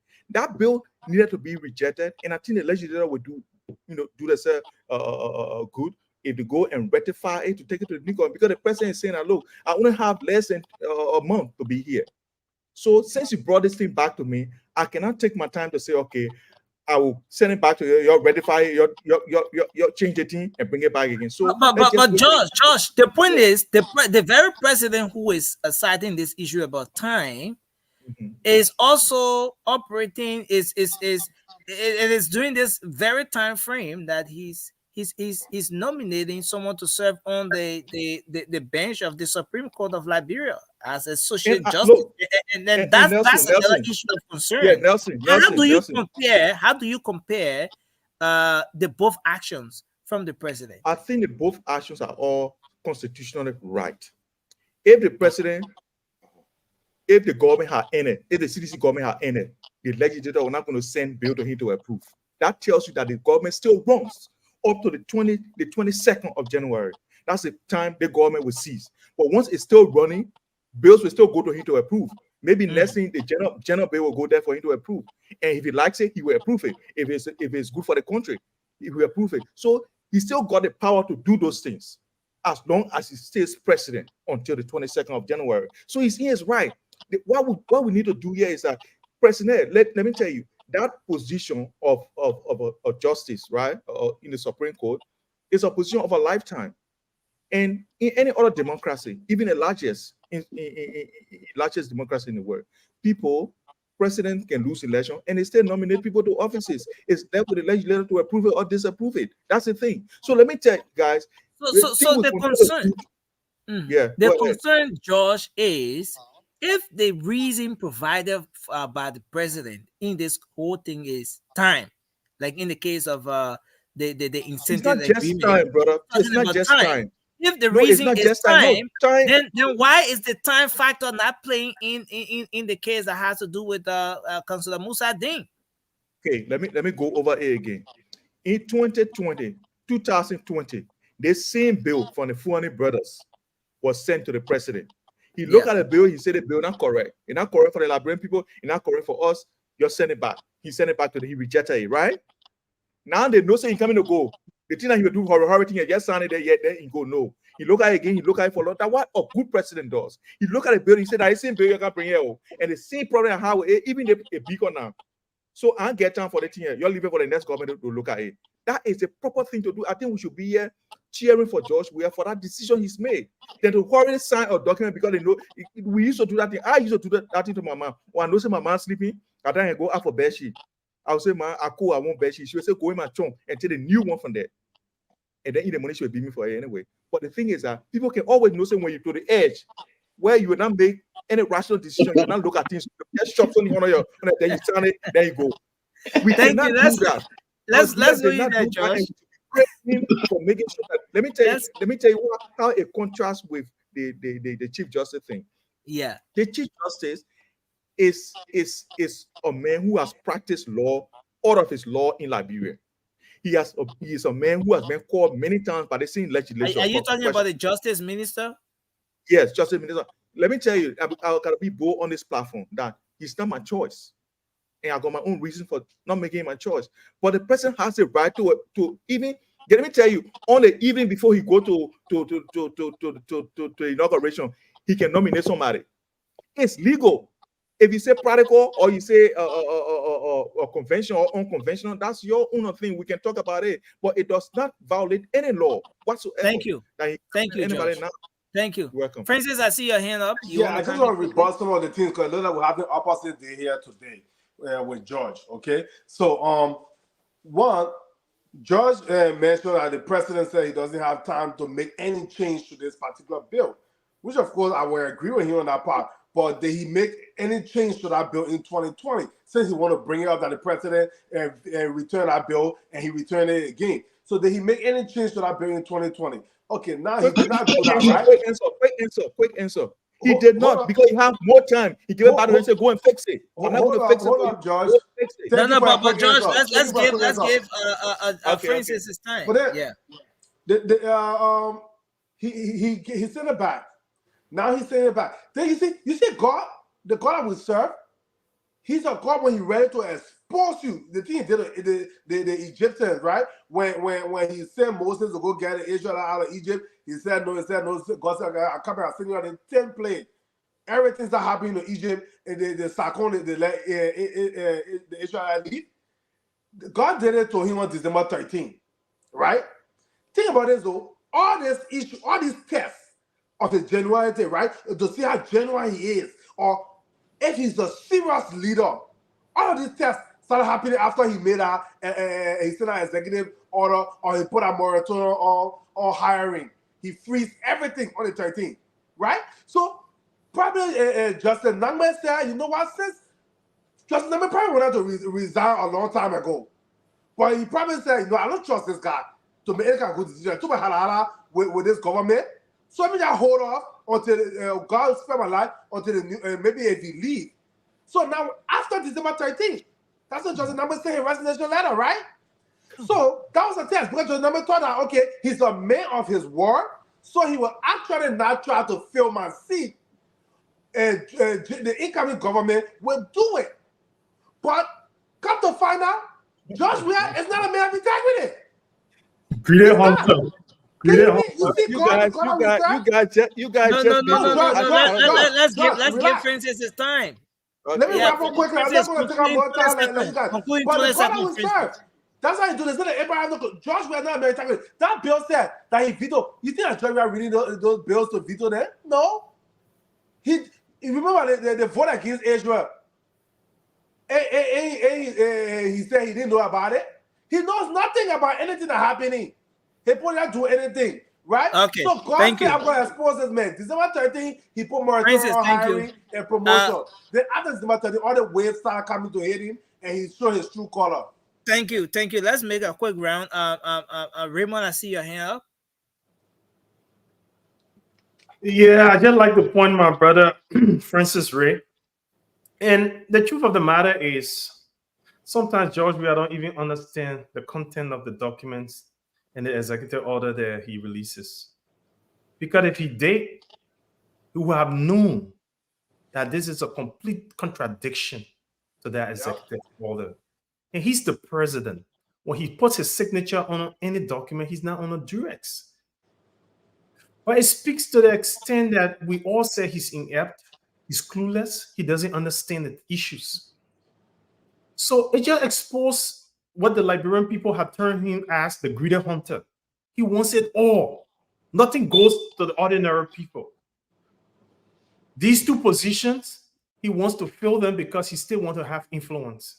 He still wants to be the elephant in the room. No, you are out. The back door is being shown to you. Someone's coming through the front door. Get out the back door. So for courtesy's sake, you're only going to shake the hands of the men that are coming in out of respect and get out of the back door. The front door no longer yours. So why are you trying to take authority? Look, government is continuity. George Weah, there are a lot of things that you did wrong. Joseph Walker have to face. And there are a lot of issues that he's going to inherit from you. So these two appointments should be he already got an executive order freezing appointments. That's inclusive, implies new employment. That's new employment, new position, promotion. That's why your executive order specify. You can even increase in salary. So that's what your executive order said. It was that explicit. Why didn't you come up? Because as Samora Bolukoli, who's turn to be audited for stuff, you want to put him in a tenure position. So he's locked in there. You want to have someone at the level of the Supreme Court to boot order to fight against all of the audits. This is just a clear indication that George Weah is up to something. Thank you. Yeah. So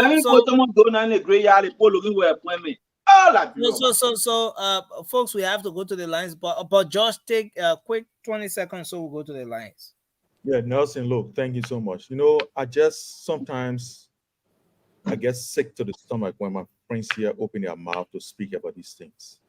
And sometimes some of them I really got high regard for them, but sometimes they just let me down, and it's just ridiculous. No, it's okay to let you down, Josh. Just make your point. It's okay to let you down, Josh. you always get disappointed. I mean, Nelson, we all get disappointed. You see, you guys are we're talking. Nobody even Nelson interrupting me. In the audience, you let the audience down every day as well. So here's the thing, guys. The president could take bribe in 2020 to accept this bill. He did not. And let me tell you, news flash, I would say, in after Joe Boakai won these elections, to pay salary, they didn't go to Joe Boakai to pay salary. That means George Weah was still the president. He is still the president. Is he paying? He's still as the president. And guess what? Even in our executive order, there is an exception in our executive order that certain things can still happen from his approval. You guys need to read. If you read, I told you, if you read, life will be simple for us here. In Liberia. And the people don't read in that executive order. He said, don't even spend over 10,000. But if you want to spend it, come to me. I evicted you from the Brussels embassy. Okay, folks. Thank you.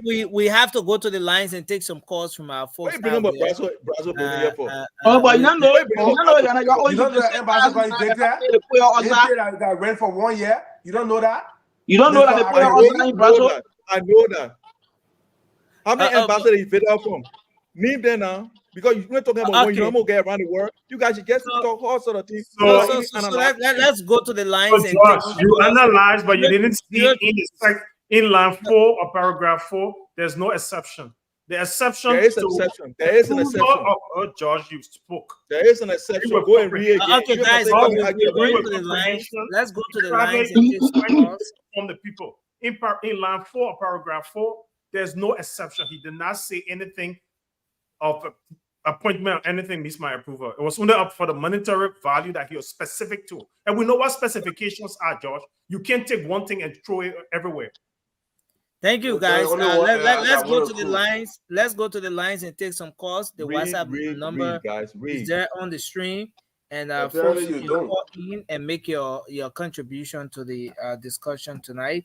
Let's see if we can take our first call here. Hello, you're live. Hello, good evening. Okay, we lost this person. Let's see if we can take another person here. Hello. Oh wow. There seem to be some issues with our phone lines here. So 0 triple that's 096 that's 918639. That's the number to call and you'll be live. You can equally call the number live and you'll be able to make your input here as well. Let's see if we take this person. Hello. Okay. So again, we lost that person right here on. But let's try to do let's try to do a quick maybe 1 minute on this just as part of our closing, since we're gradually running out of time. We are trying to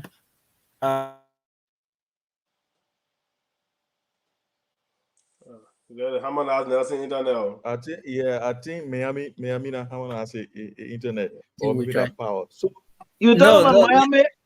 No, George, you can't comment, man. Josh, you should be saying something. Comment. But anyway, guys, Nelson not here. Let's try to take 1 more minute and go around. Okay, yes, you are live. Guys, No, please do not. in Liberia, Please my do man, not. I know what it means. Okay, guys, you're with. Go ahead. Hey, God, reconnected again. Okay, again, let me just say this. Let me just. Is it raining in Miami? Yeah, probably. So the lines are bad, probably. Yeah, it happens to me every time when I call my cousin there. Joe, y'all want to meet up out of Miami, Okay. but y'all put all So, y'all go there with see. See, I got chain like better. Okay, so please go ahead now. You're live. You are live. Go ahead. Let me tell you something. Yeah. Look, your friends just tell Greedy Hunter. Look, let Josh wait, man. But it goes directly to the senator. He has a right. Georgie has a right. But let it goes to the Senate. The Senate has that decision to make among themselves. They are coming up already. They are calling one another that this should be, everything should be suspended until the new government comes in. It happened to Obama here, right? It happened to Obama here. The Republicans stepped into it, nursing, and it never worked. So it left with those spansless senators that we had. It left with them. Whether they will confirm Musa Day have a bunch of, Pandora box to be open. Musa Day sat down there. Our 4 electors died. Nothing.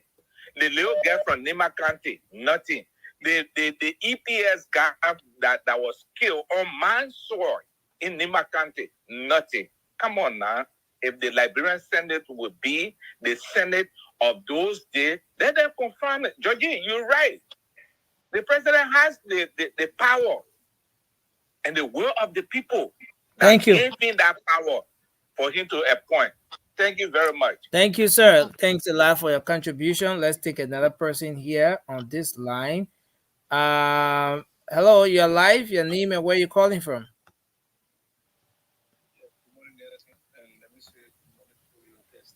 You are very low. Just hold on a bit. Let's see if we can make a quick adjustment here to have you coming through. Okay, go ahead now. Okay, my name is Harrison Turugbe, and I joined you from Soul Clinic this morning.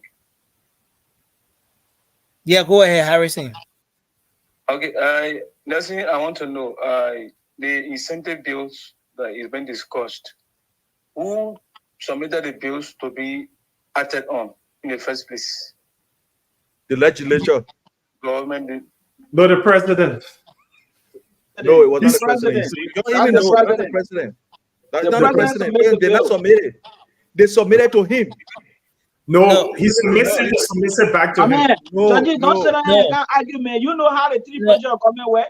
No, you know the bill.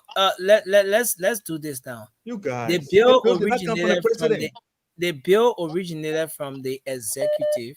Right. All right, it originated from the executive. Yep. So my question is, if this bill originated from the executive, why is it that vetoing something that's saying that some issues in the bill that is incorrect for the Liberian people, saying it originated from the executive? Okay, exactly. So that's a good question. It did not come from the executive. Yeah, I can answer the question. It does. 2020. George, the minister on the line. Don't argue your quarter. The minister on the line. Where they finish? Okay, so we lost that person. We lost another caller here. Let's see if we can take this one.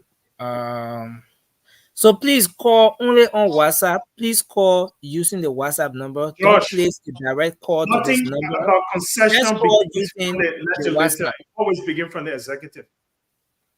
Legislature does not sign on any concession document that doesn't come through the executive. You should know that. We take this person here very quick, guys. Hello, you're live. I just read. I came from the investment commission. Yeah, hello. That's what I'm saying. It's executive. Go ahead, you're live. Yes, this is Titus Coker calling from New Jersey. I think the appointment of Musa Day is very unacceptable. Like, the president have less than a month in office. So why should he be appointing? I think now is the time for transitionary.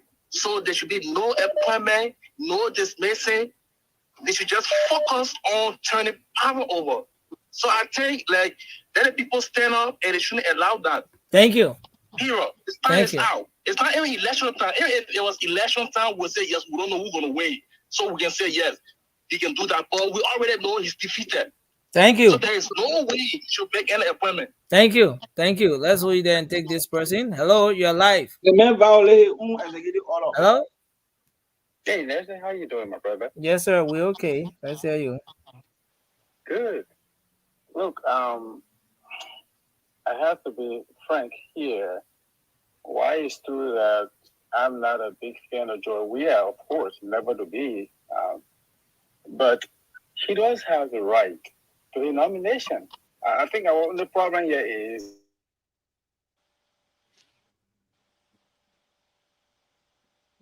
harmonization.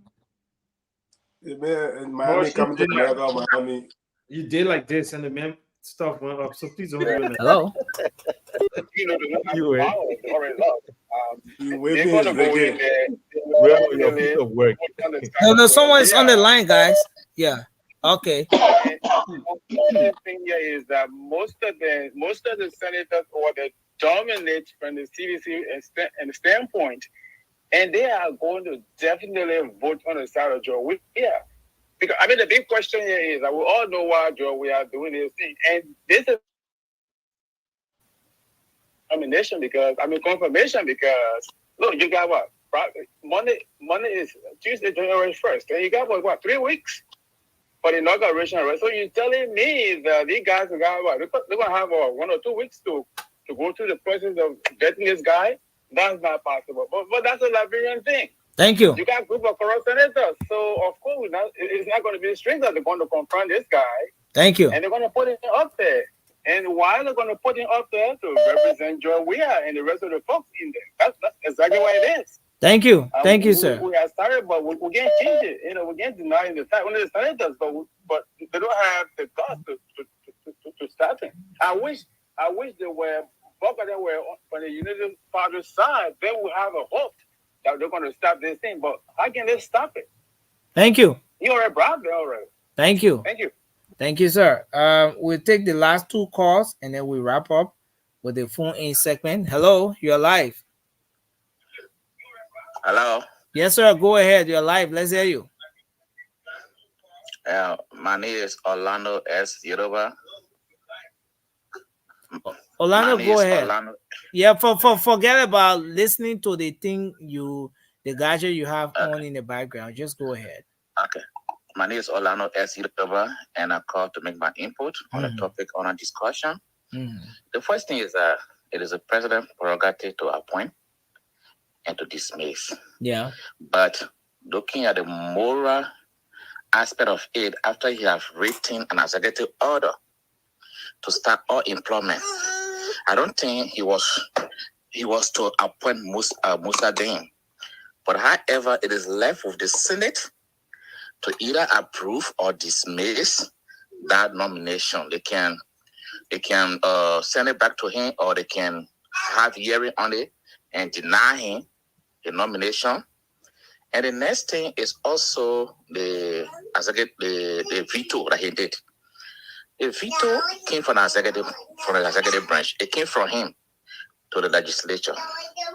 And the legislature sent it right back to him as he sent it to them. There was no addition, no subtraction.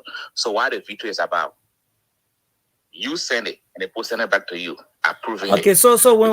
Okay, so for example, when it is said that the and I can understand where you come from too, but just for the sake of our folks out there, right?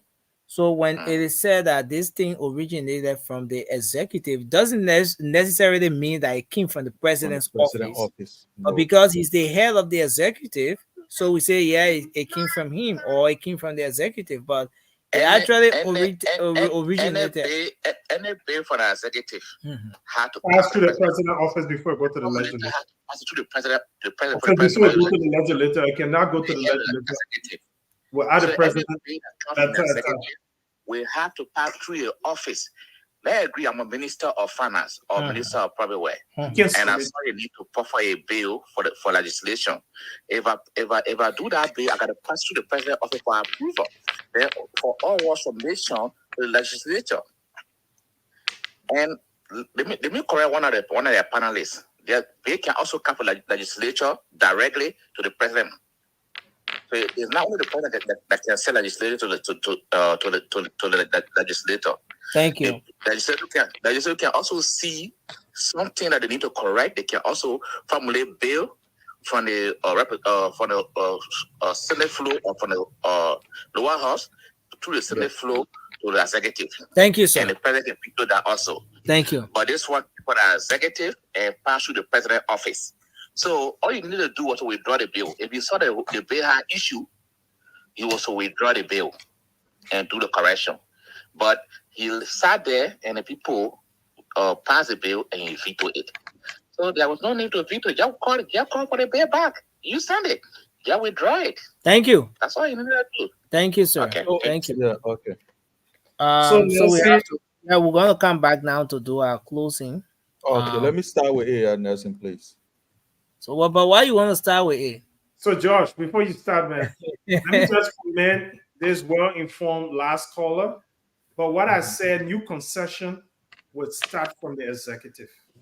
I didn't say no bill starts from the legislature. I said new concession always starts from the executive.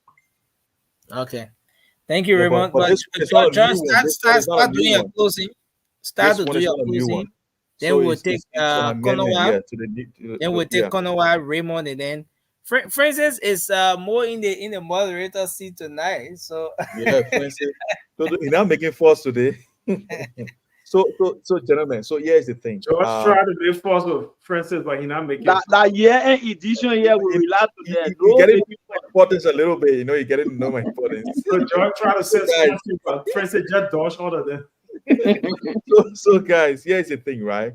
So I think most of the time we miss the point. The point is that when a bill goes to the legislature, right, from the executive, to the legislature from the executive, the legislature got the right to amend that bill, to inject things that they want to inject that they feel prudent. Then they'll send it back to the president to approve it. He can look at the things they put inside. He said, I want dry rest. Then you put Tawagi on the rest, then you put no, I don't want it at that. He can reject it. So what he's rejecting is the things that he outlined in his response to them. So we can take it or we leave it. That's what the president wants to do. And I think this is in the interest of Liberia. This shows that this president has always done the right thing by this government. It's only his distractors and those things that he can do nothing right. These are the ones that continue to cry wolf. He just rejected a bill that is that the concessionaire wanted to to pass to make sure that they can export our rare oil out of the country there without being checked, without paying taxes and everything. So that's why he rejected it. And I just want to thank the president for that. It's a really good thing that he's done for our country, and may God bless him. Wherever he goes, let it shine and shine and shine. Thank you. Have a wonderful day or night or whatever. But George, you sounded more like a preacher at that particular point. You're blessing the president. You see my clothes? Today is Sunday, so I got to be on my good behavior. Go ahead. Let's hear you, our friend. My people, I'm on the weather, man. It's not easy yet. But again, I will begin from where I started this evening. On behalf of me and my family and in my own name, I want to extend gratitude to the Spoon family for providing the opportunity for us to come here and discuss the issues that affect our country, even though we are now home. But I will say this to Stanton: may God richly bless you for this, for thinking about Liberia, for providing opportunity for our young people, that people that nursing can be passionate about his job, and he can take it very seriously. I think it's a good thing. And we want to call on well-meaning Liberians that are in the diaspora to be able to take this kind of venture. Even though you're hearing bad things about your country, even though they say the country corrupt, even though they say, the men can take bribe before they can allow you to do anything, sometimes try to take the risk. And Steno took the risk, and today he's making headways in our country. I want to say thank you so much for providing this medium that we can come here and contribute to the discourse of our country. But to the issue, Nelson, I think the appointment by the president is not expedient. I think he should leave it for Joe Biden to be able to do that. On the other hand, with the rejection of the bill, I think it's just a bluff, because we know very well that when it comes to concession, it originates from the executive.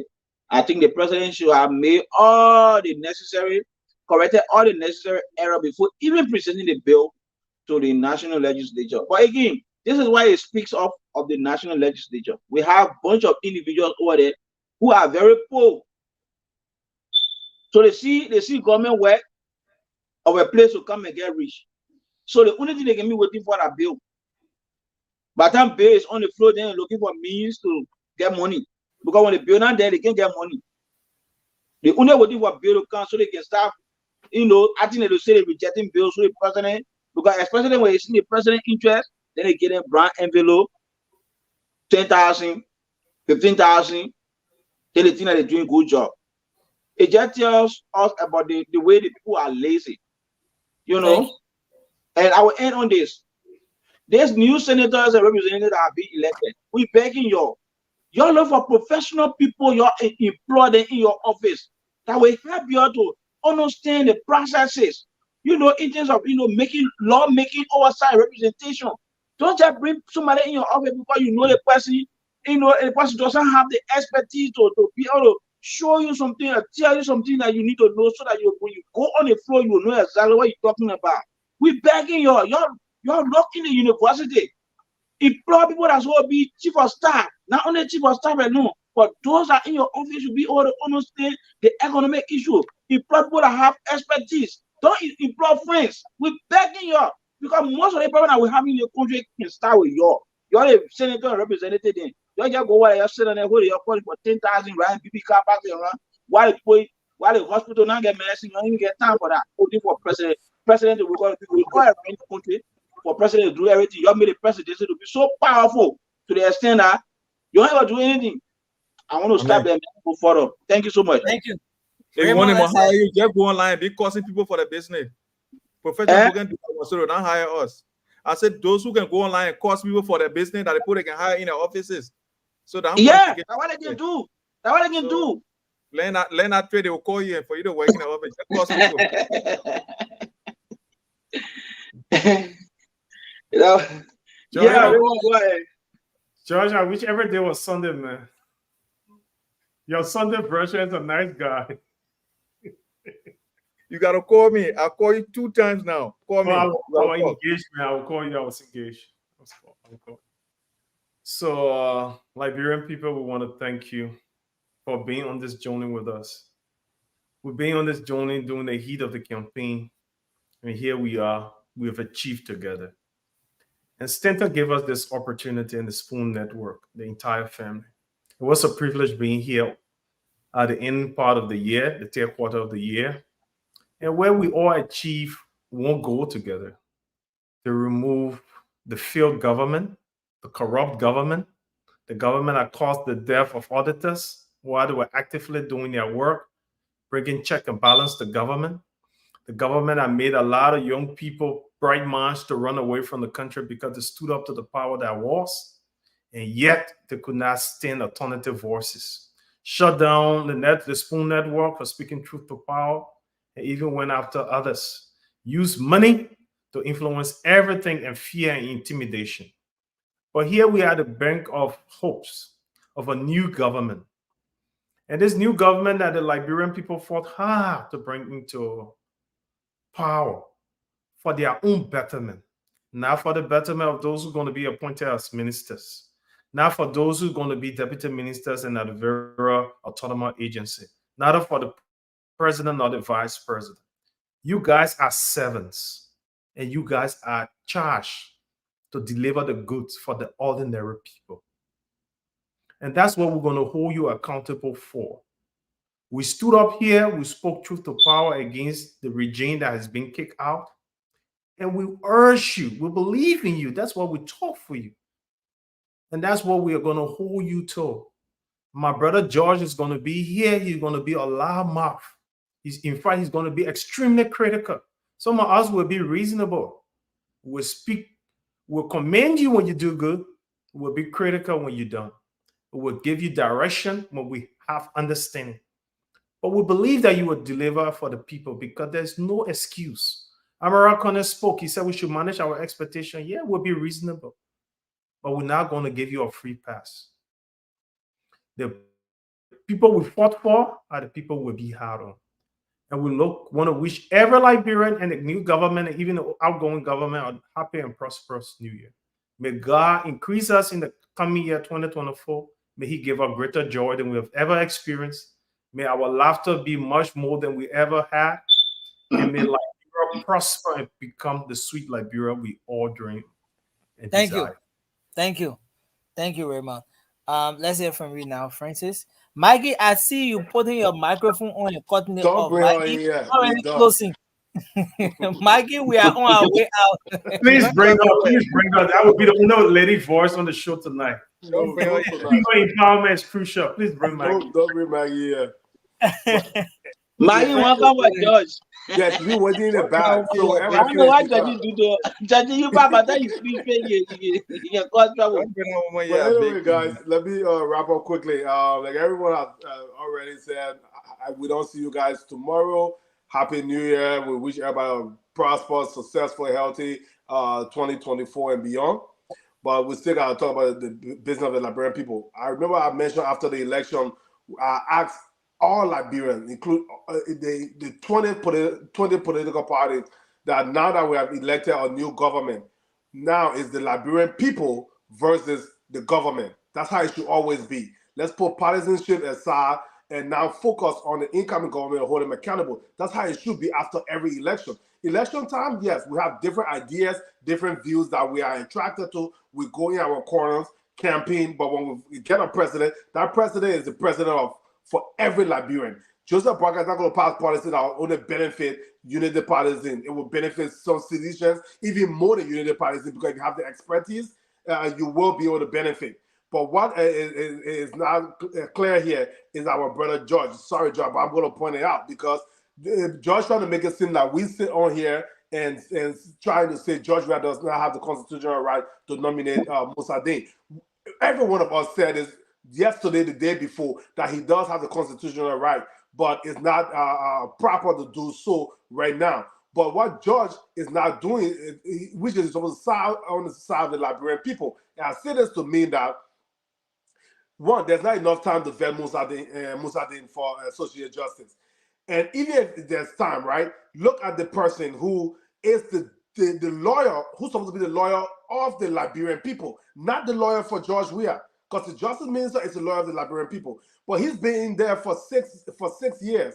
And all of these unexplained deaths, he hasn't investigated any of them. He joined the president on one of them to say the people are having relations in the car. How immature is that?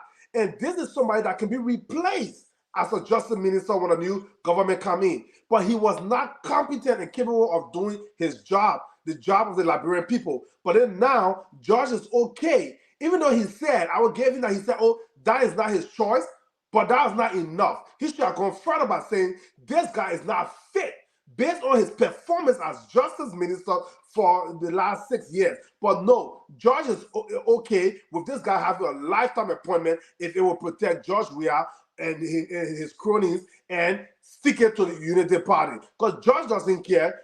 George Weah can, like Donald Trump said in 2016, coming down the escalator, I can shoot someone on Fifth Avenue and I will not lose any vote.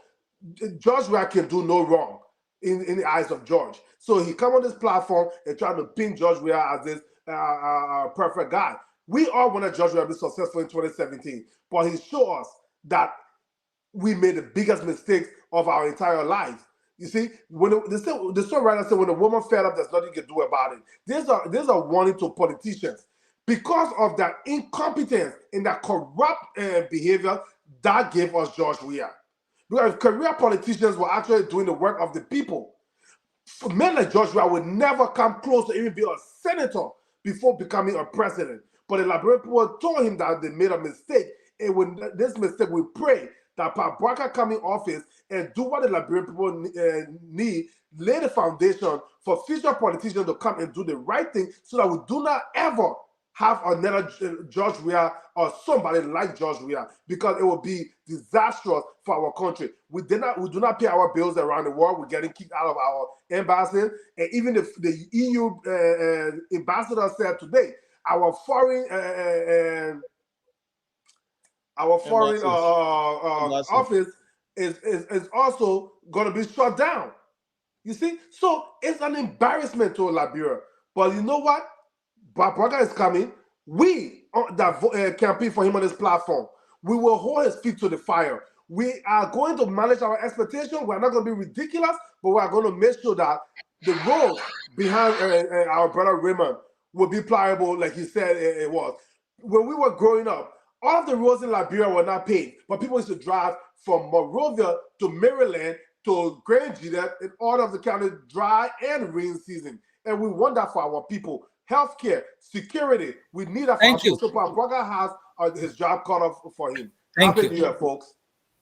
Thank you very much, man. And my Liberian boy, Happy New Year. Oh.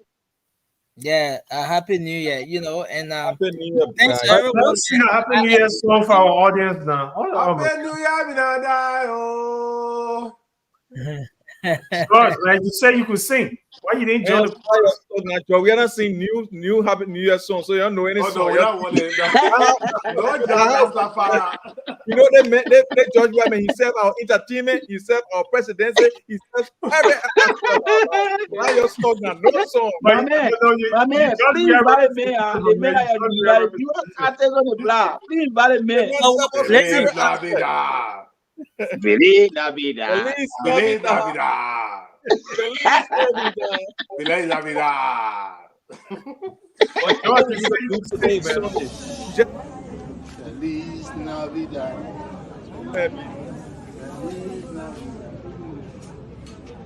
Feliz Navidad. Prospero año. Felicidad. Feliz Navidad. Feliz Navidad. Feliz Navidad, prospero año, felicidad. I want to wish you a Merry Christmas. I want to wish you a Merry Christmas. I want to wish you a Merry Christmas from the bottom of my heart. Feliz Navidad. Feliz Navidad.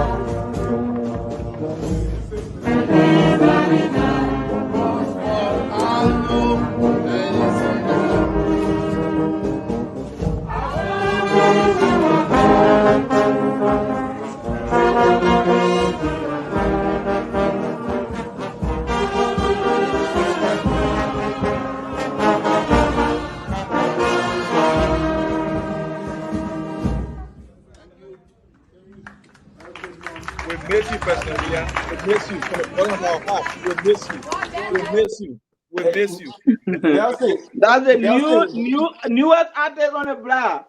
Nelson, 1 second, right? I just want to talk to our folks on YouTube, man. You see, most of our Liberian viewers on YouTube, they don't understand how YouTube works. Because YouTube is a platform that you can monetize your page on YouTube. And also, the engagement on YouTube helps the channel. I've been watching Spoon, man. Right now, I look here, we have at some point about 200 and some more people watching on YouTube. There's only one like, right? If you are watching on YouTube, hit the thumbs up button. What it does, it helps push the show in the algorithm so that people that are on YouTube, the more views that the show have, it helps the channel. So we're begging you. In the 2024 that will come into our people. And Nelson, please try to sometimes take a pause and remind folks to like the channel and stuff, not just to share it, because the engagement, keep the engagement up and help the channel. Sometimes even the 3,000 people watching, there's 80 likes. It doesn't push the channel, you know. So let's remind our folks, please remember to like the show when you come on. Not the heart, but I see people hitting the heart. It's not the heart. If you see the thumbs up, when you see the thumbs up and the thumbs down on YouTube, hit the thumbs up. That's the like. Right now, there's one like there. I put that one like, and I keep posting the comment section. Please like the video. Hit the thumbs up. That's when you like that. Don't hit the heart. The heart doesn't matter, but the thumbs up, that's where the engagement comes from. So please, guys, let's try to do that to help Spoon TV, Spoon Network. Thank you. That was a good one. Yeah. So guys, let's just say we want to thank God for a wonderful year, because for us here it's the 31st of December. When I go to bed, when I wake up, it's going to be Christmas. I just want to thank God for where He's taking us from, where He's taking us. I know. We just want to give God the glory because He's God. He's God. Am I going to segment to see the New Year? No, man, we'll do it right here in my state. Yeah, we'll do it right here. It will be wonderful as well. I just, you know, I can't imagine, you know, there are a lot of people who were not went to school together. Some of us to college. Some of them are no longer, you know, around, you know, they left us. And here we are still, not because we're better than them, but because God has given the time, you know, just to change our lives, to live for Him, because there's nothing we're made for. We're made to just bless His name. So I just want to admonish everyone, those listening, whatever you are, just whatever you want to do, just give God the glory, because He alone deserves our glory. Thank you. Okay, so let's just close. Let's do our closing with this video, man. You know, right? Before we go, man, I would like to hear George New Year resolution. John, I'm ready. My resolution is very simple. My resolution is that the new government that is coming to Liberia to succeed beyond every measure. But if they don't succeed, I'll be the loudest critics of them. But I want them to succeed, because when they succeed, I will be happy, because I love them. I'm gonna give you that bench to stand on to make the loudest noise. We will support you, bro, because our country deserves better. Thank you. Because I know they will fail. Josh, let me just say this to you. Yeah. We come here, we spend our own money. We spend our own internet to come here to talk about Liberia. You understand? So yeah, Joe Baka don't even know me. I know, right? You know what I'm saying? And I support him. You think I'm a loyalty to Joe Baka? My loyalty is not to Joe Baka. I want to see a better Liberia. But who are these guys? Liberia is better. Toure is son.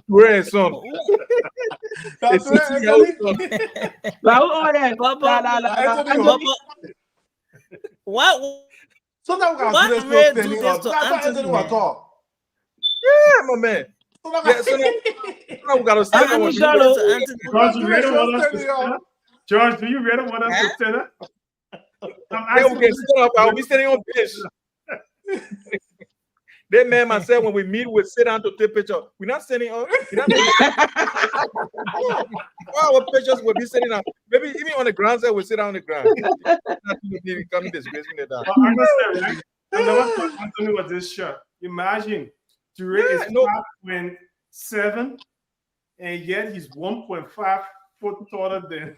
No, but who did the measurement? Who did the measurement? I use my program.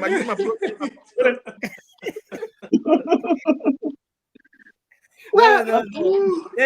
Listen, we gotta establish on Toure why he had to do this to Anthony, man. You know, Anthony did it to himself. Why he had to take such a picture? Yeah, Anthony Shadow.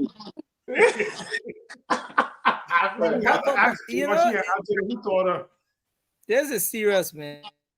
Call me. Toure call us up now. Who's taller? I thought I was sure. You have to call me now. Toure call me now.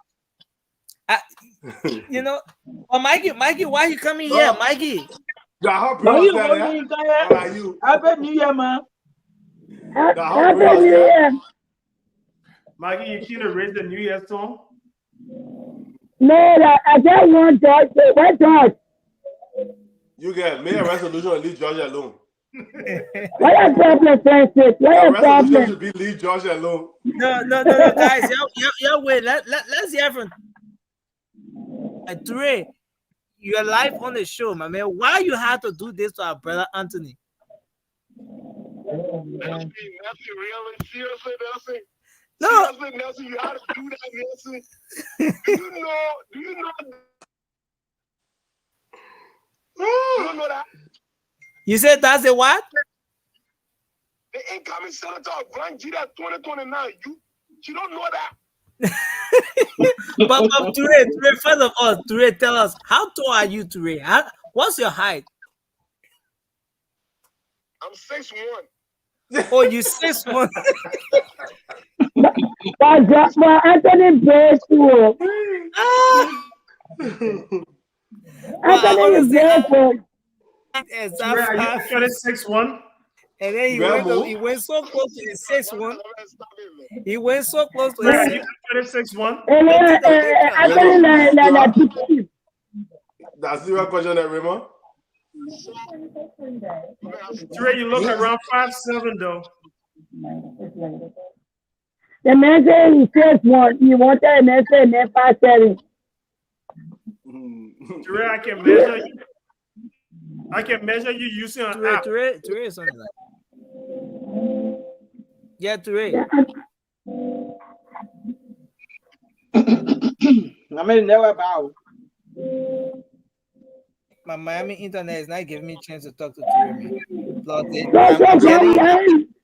guy that made the December and Miami video in Waterside Market with his suitcase and his towel around his neck. You ever see that video?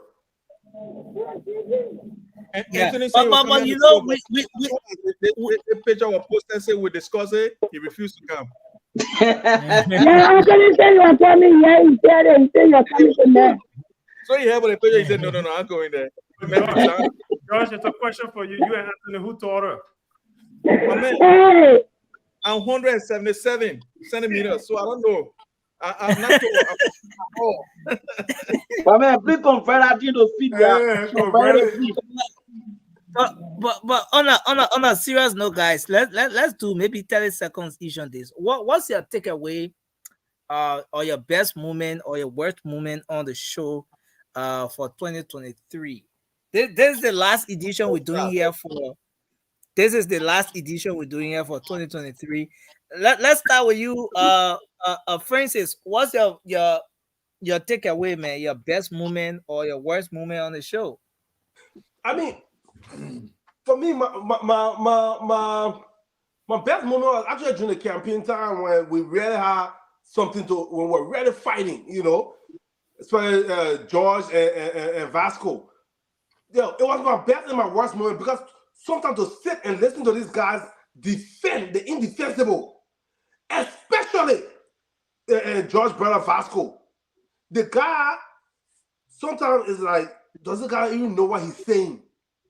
You know, then George will walk and clean it.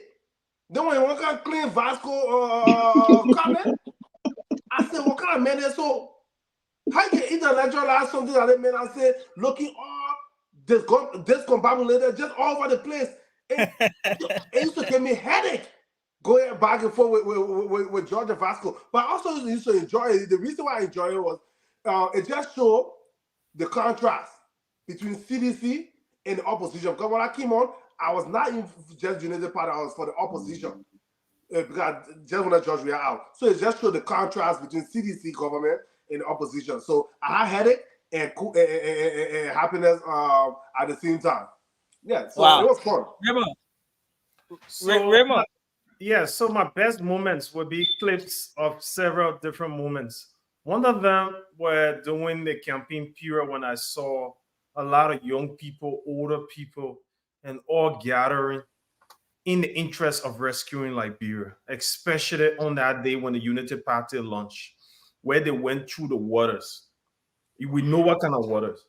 Some of them fell, but yet they were determined. So by the rain. You mean the people that in that daily water that day? The people are in that water that day when Yeah, the UP when the ATS. When it went to ATS, it broke my heart Yeah, because the swimming pool in Miami. I have done that. And yet these people are doing it for and on behalf of Liberia to rescue their own lives. How great the situation is. And one of my best moments was when you had this interview with the commissioner, especially when she gets so agitated by your tough questions and you were there calm, harmless, peaceful, staring in her eyes, but yet resolved to ask the question and inform the Liberian. Come on, flog Nelson. Especially after those briefings, you would be there, you and Diamond, and breaking down the issues for the people. And one of my worst moments was with Josh. That Josh and I went heated, and I lost all control.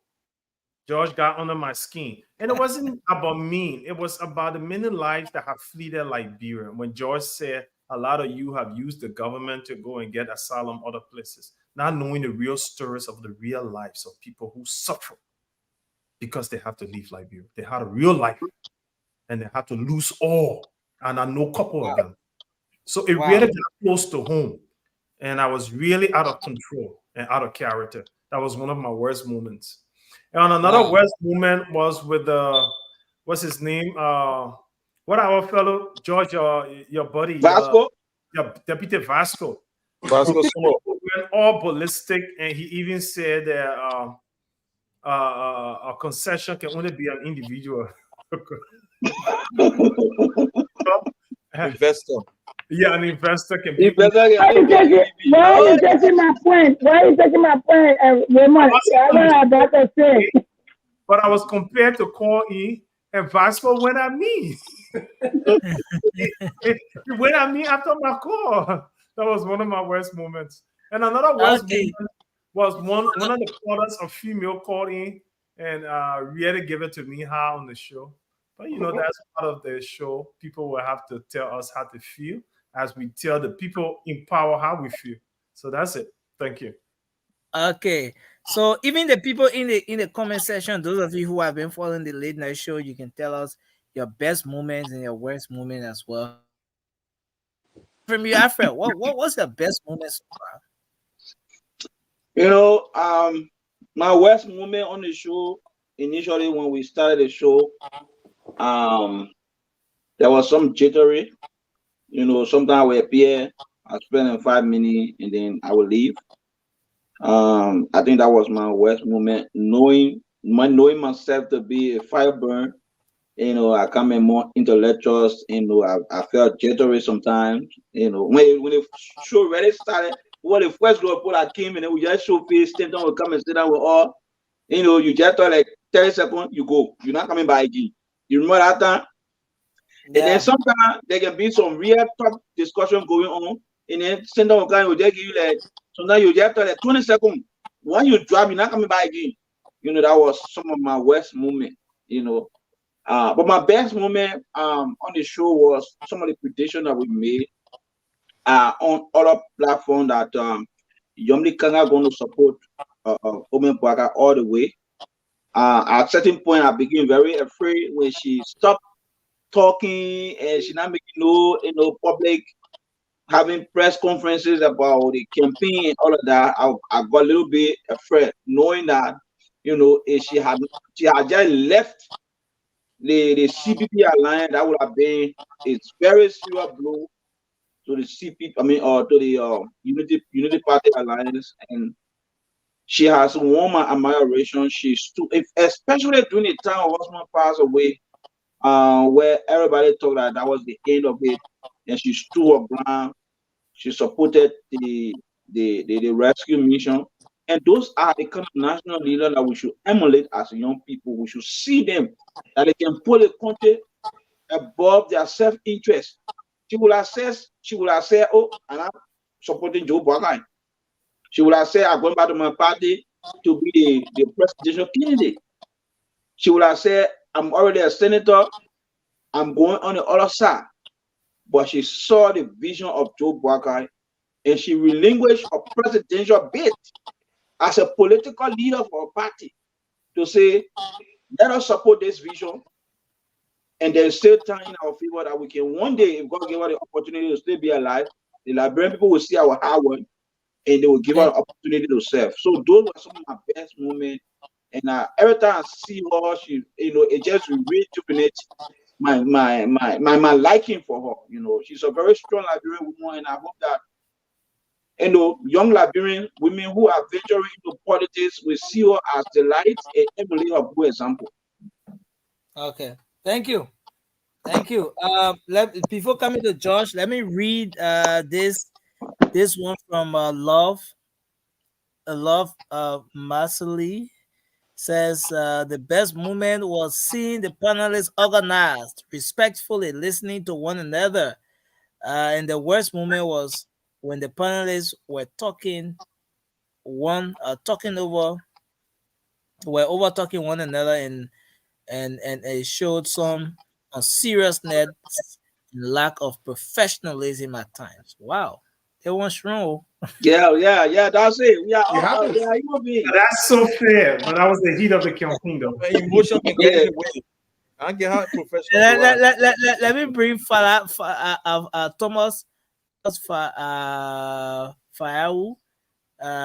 He says, my worst was the closing of Spoon Network, and my best was when I left China to go for the rescue campaign and got the result we demanded from the electorates. Oh, yeah. So that one a worst moment for Joshua. So my Mary Lincoln, she says, my best time ever was where the victorious, where the Unity Party became victorious when the people were tired and voted George Weah out. Wow.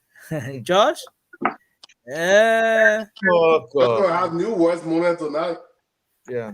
So look, is that my time? Yeah, worst moment. Okay, I'm coming to you. Seeing Nelson cry. Oh no.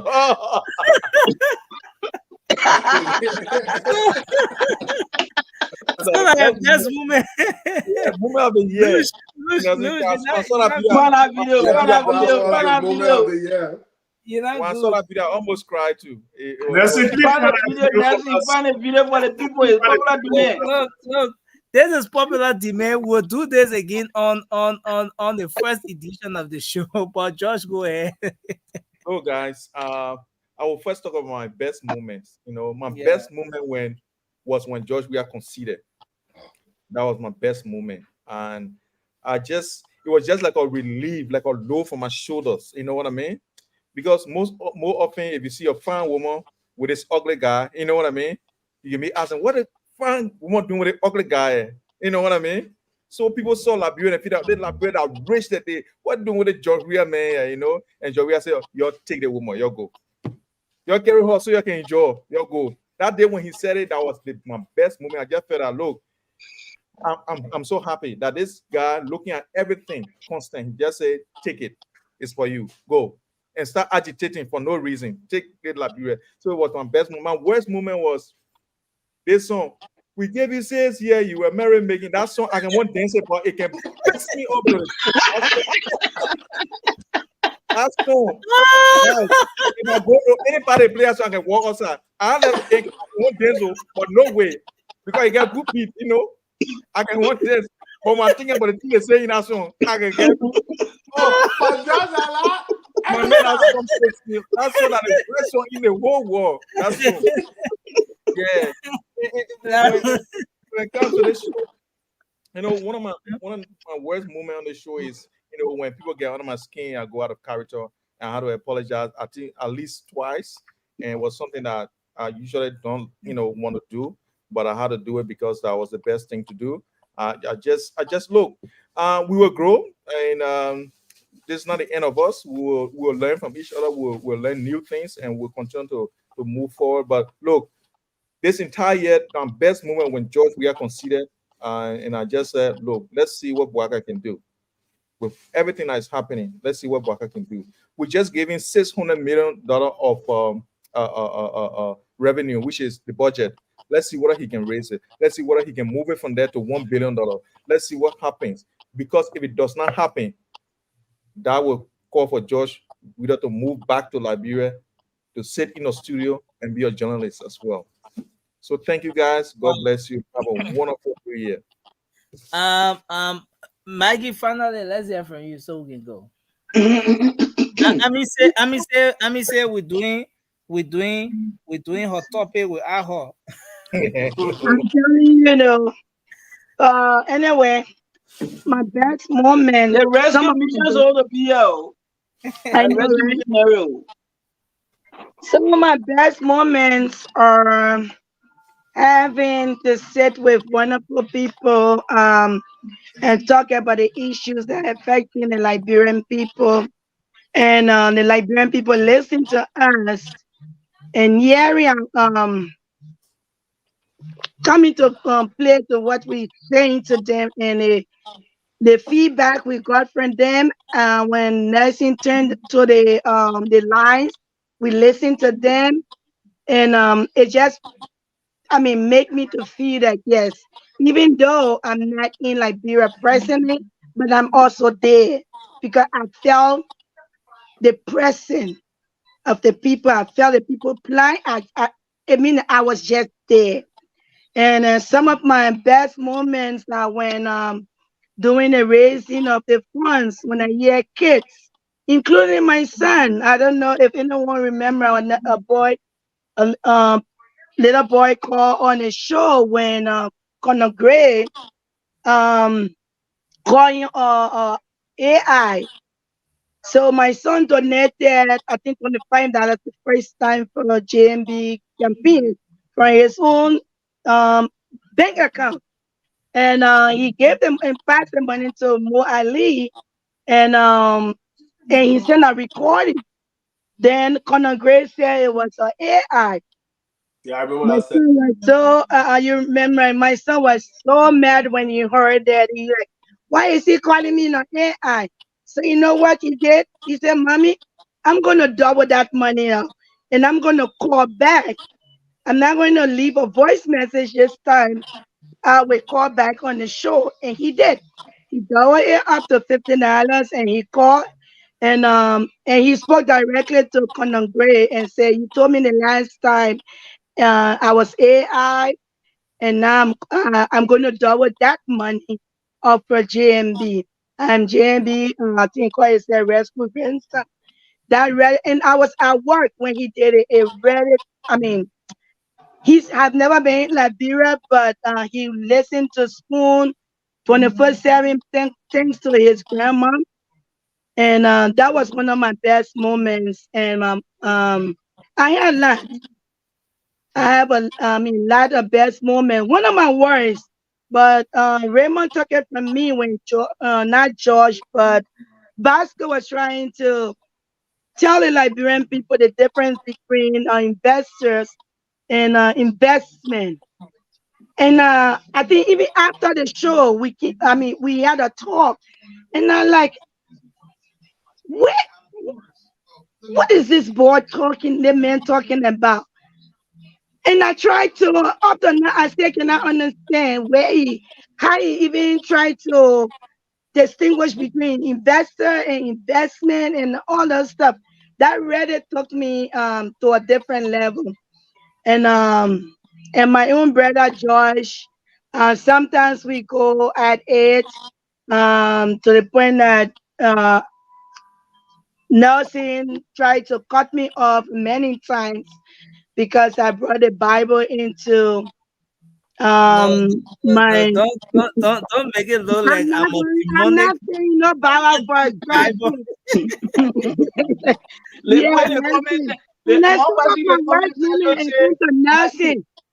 Wait, yes. One person in the comment section said there's no opportunity to get Maggie. Maggie won't go 1 hour ago.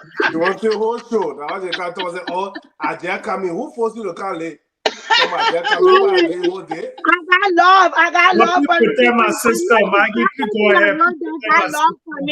I got love for you too. I'm not But yes, just kind of the show is amazing. We're gonna be here as Francis and Raymond. No, I think that Alfred said that and telling the Spoon Network, thank you for opening the amazing platform. I'm so honored to be part of the wonderful panelists. We go at it. Like I told someone in my inbox, they said where I can go ahead on Josh. I told them beyond closed door, we are good friends. We come up and we talk about the Liberian people plight because that's the first priority for us. But at the end, when the cameras are off, we are all friends, and I'm looking forward to next year, what the beautiful government gonna do, JMB gonna do, and we're gonna be sitting here to profile on JMB that what we talk, we stand for, and especially when we started telling the Liberian people about his plan for Liberia, and we're praying that if we go by the plans that he put in the papers for the Liberian people, and I'm just here on the ride in the sea, Liberia, move from the George era to something good, great. The new Thank you, server. Maggie. But Thank you, Nelson, Nelson, let me recognize these few individuals. You know, one of my greatest moments was after the show, people, especially when you log in on Facebook, people who will call you privately to encourage you for the things you do. And a lot of people in the audience did that. Even when we introduced GoBwaka.com, there were a few persons who called me to guide them to donate money, even before we got on Spoon to start doing that. And let me send my shout out to my younger sister, Ala Zizet Duapu. She started following the show because I was on the show. And she did a gracious thing one time when she donated $1,000, and I heard her name on the show when I was listening. I was so impressed. And to my two mothers who went out in Lofa County and voted JMB, used their own resources, and the family had to mobilize resources for them. These were special moments, you know, to see that your son could get up on the platform and you support him that much. You to all of those. That's amazing. That's amazing. That's amazing. And my worst moment is Nessie cutting me off, giving me 2 minutes, 1 minute. Well, now you gonna say anything? What is it again? And putting you backstage, huh? How about you Putting put me more backstage, man? backstage. And I cutting me want to say that. Putting you backstage. And my own worst moment is when I say thank you, and Maggie can. Like, guys, the more guys laughing, right? You can't last minute. Take you want to order and they no, don't come here. Ajaka. Who forced you to come late? Maggie learned from Alfred. Maggie learned from Alfred. Alfred taught Maggie. Yeah, I'm a very Alfred now. No, Alfred. What? Now, Jared. Sorry, Jared.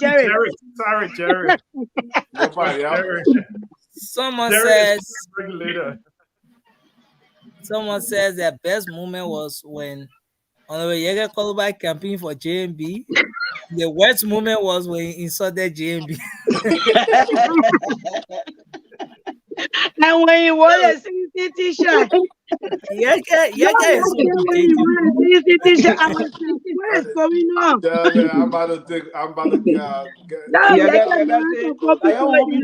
yeah, man, guys, we want to say thank you. We want to say thanks to everyone. You know, my Maggie, she just coming. She won't keep out here, but we want to say thanks to everyone. Thank you, Maggie, for coming last minute of time. Thank you, Alfred. Thank you, Raymond. Thank you, Maggie, you're looking different today. Oh. My man, you be on stage, you talking? George, your house party? Have a wonderful day. Let me tell you, people, I come from work, straight from work, because something nothing when you driving. I don't be driving and nothing just say, oh no, you can't come on because you got a seatbelt. I don't drive. I won't come on, and the person said no, so I rush it home in my scrub and I come here on the platform. So that's why I always late. But I got love for this platform. We can But make it. sometimes I can make it. George, you I gotta can change my make mind. it. And you see the other lucky man. They lucky guy, eh? Georgia leader, they got in love with me. They got in love with me, man. They got lemon business. He can make it. The man say he love Marie. The man, love Mario, that problem. The guy like the ladies. Who that lady's name you call? No. And so Georgia, yeah, you're No, right. no, enjoy Maggie. I mean, dealing with George. Yeah, he enjoy himself. My life that entertainment. But overall, guys, we miss George Weah, man. But we wish him all the best in his endeavors. Yeah. He get love too. He get love at the same time, but he can make it. One question,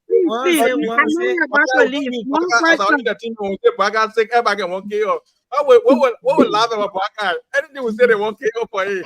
One second, I want to ask you a question, man. That song, that Christmas song, Feliz Navidad. No, the other one that you Josh Weah made. I know that one you're talking. Jesus Christ. There is a mirror sporcher. No. There's not a mirror sporcher. And my son said, what is he talking about? Yes, I think he said mirror Is that sporcher or sport? He's saying it's not a sporcher. Okay, guys, you're going. Yeah, let me say. Okay, let me say thank you to everyone. Bye-bye. That's not for me. Raymond, call me. Raymond, you know this. Raymond, don't call him. Maggie, already came They late. made me on my phone yesterday. See ya. I will remove Maggie first thing. And the first person who's also removed. Okay, guys, thank you. Yeah. Oh, enough. You're talking in the background. All the lights will come on. Actually, it'll be out the lights. Well, folks, I want to say thanks a lot to all of you, man, for being here with us on this edition of the program. Yes, a bit of technical issue from my end, so that's why I've been backstage. But thanks to all of you guys, man. Raymond, thanks for holding it down, and we look forward to being here on when is it? Tuesday, right?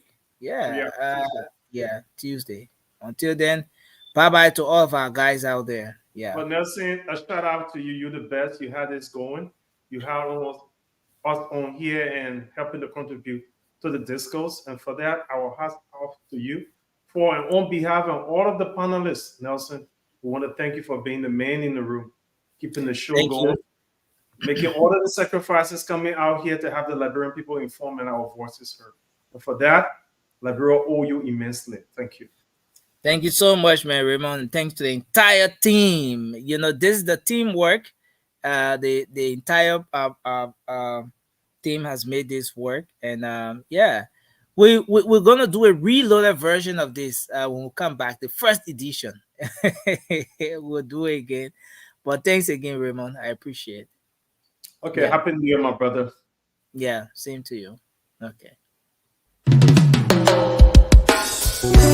Yes, I, a special one from the CEO, stand coming with the spoon. And your boy, Friday the Southern Band, charging.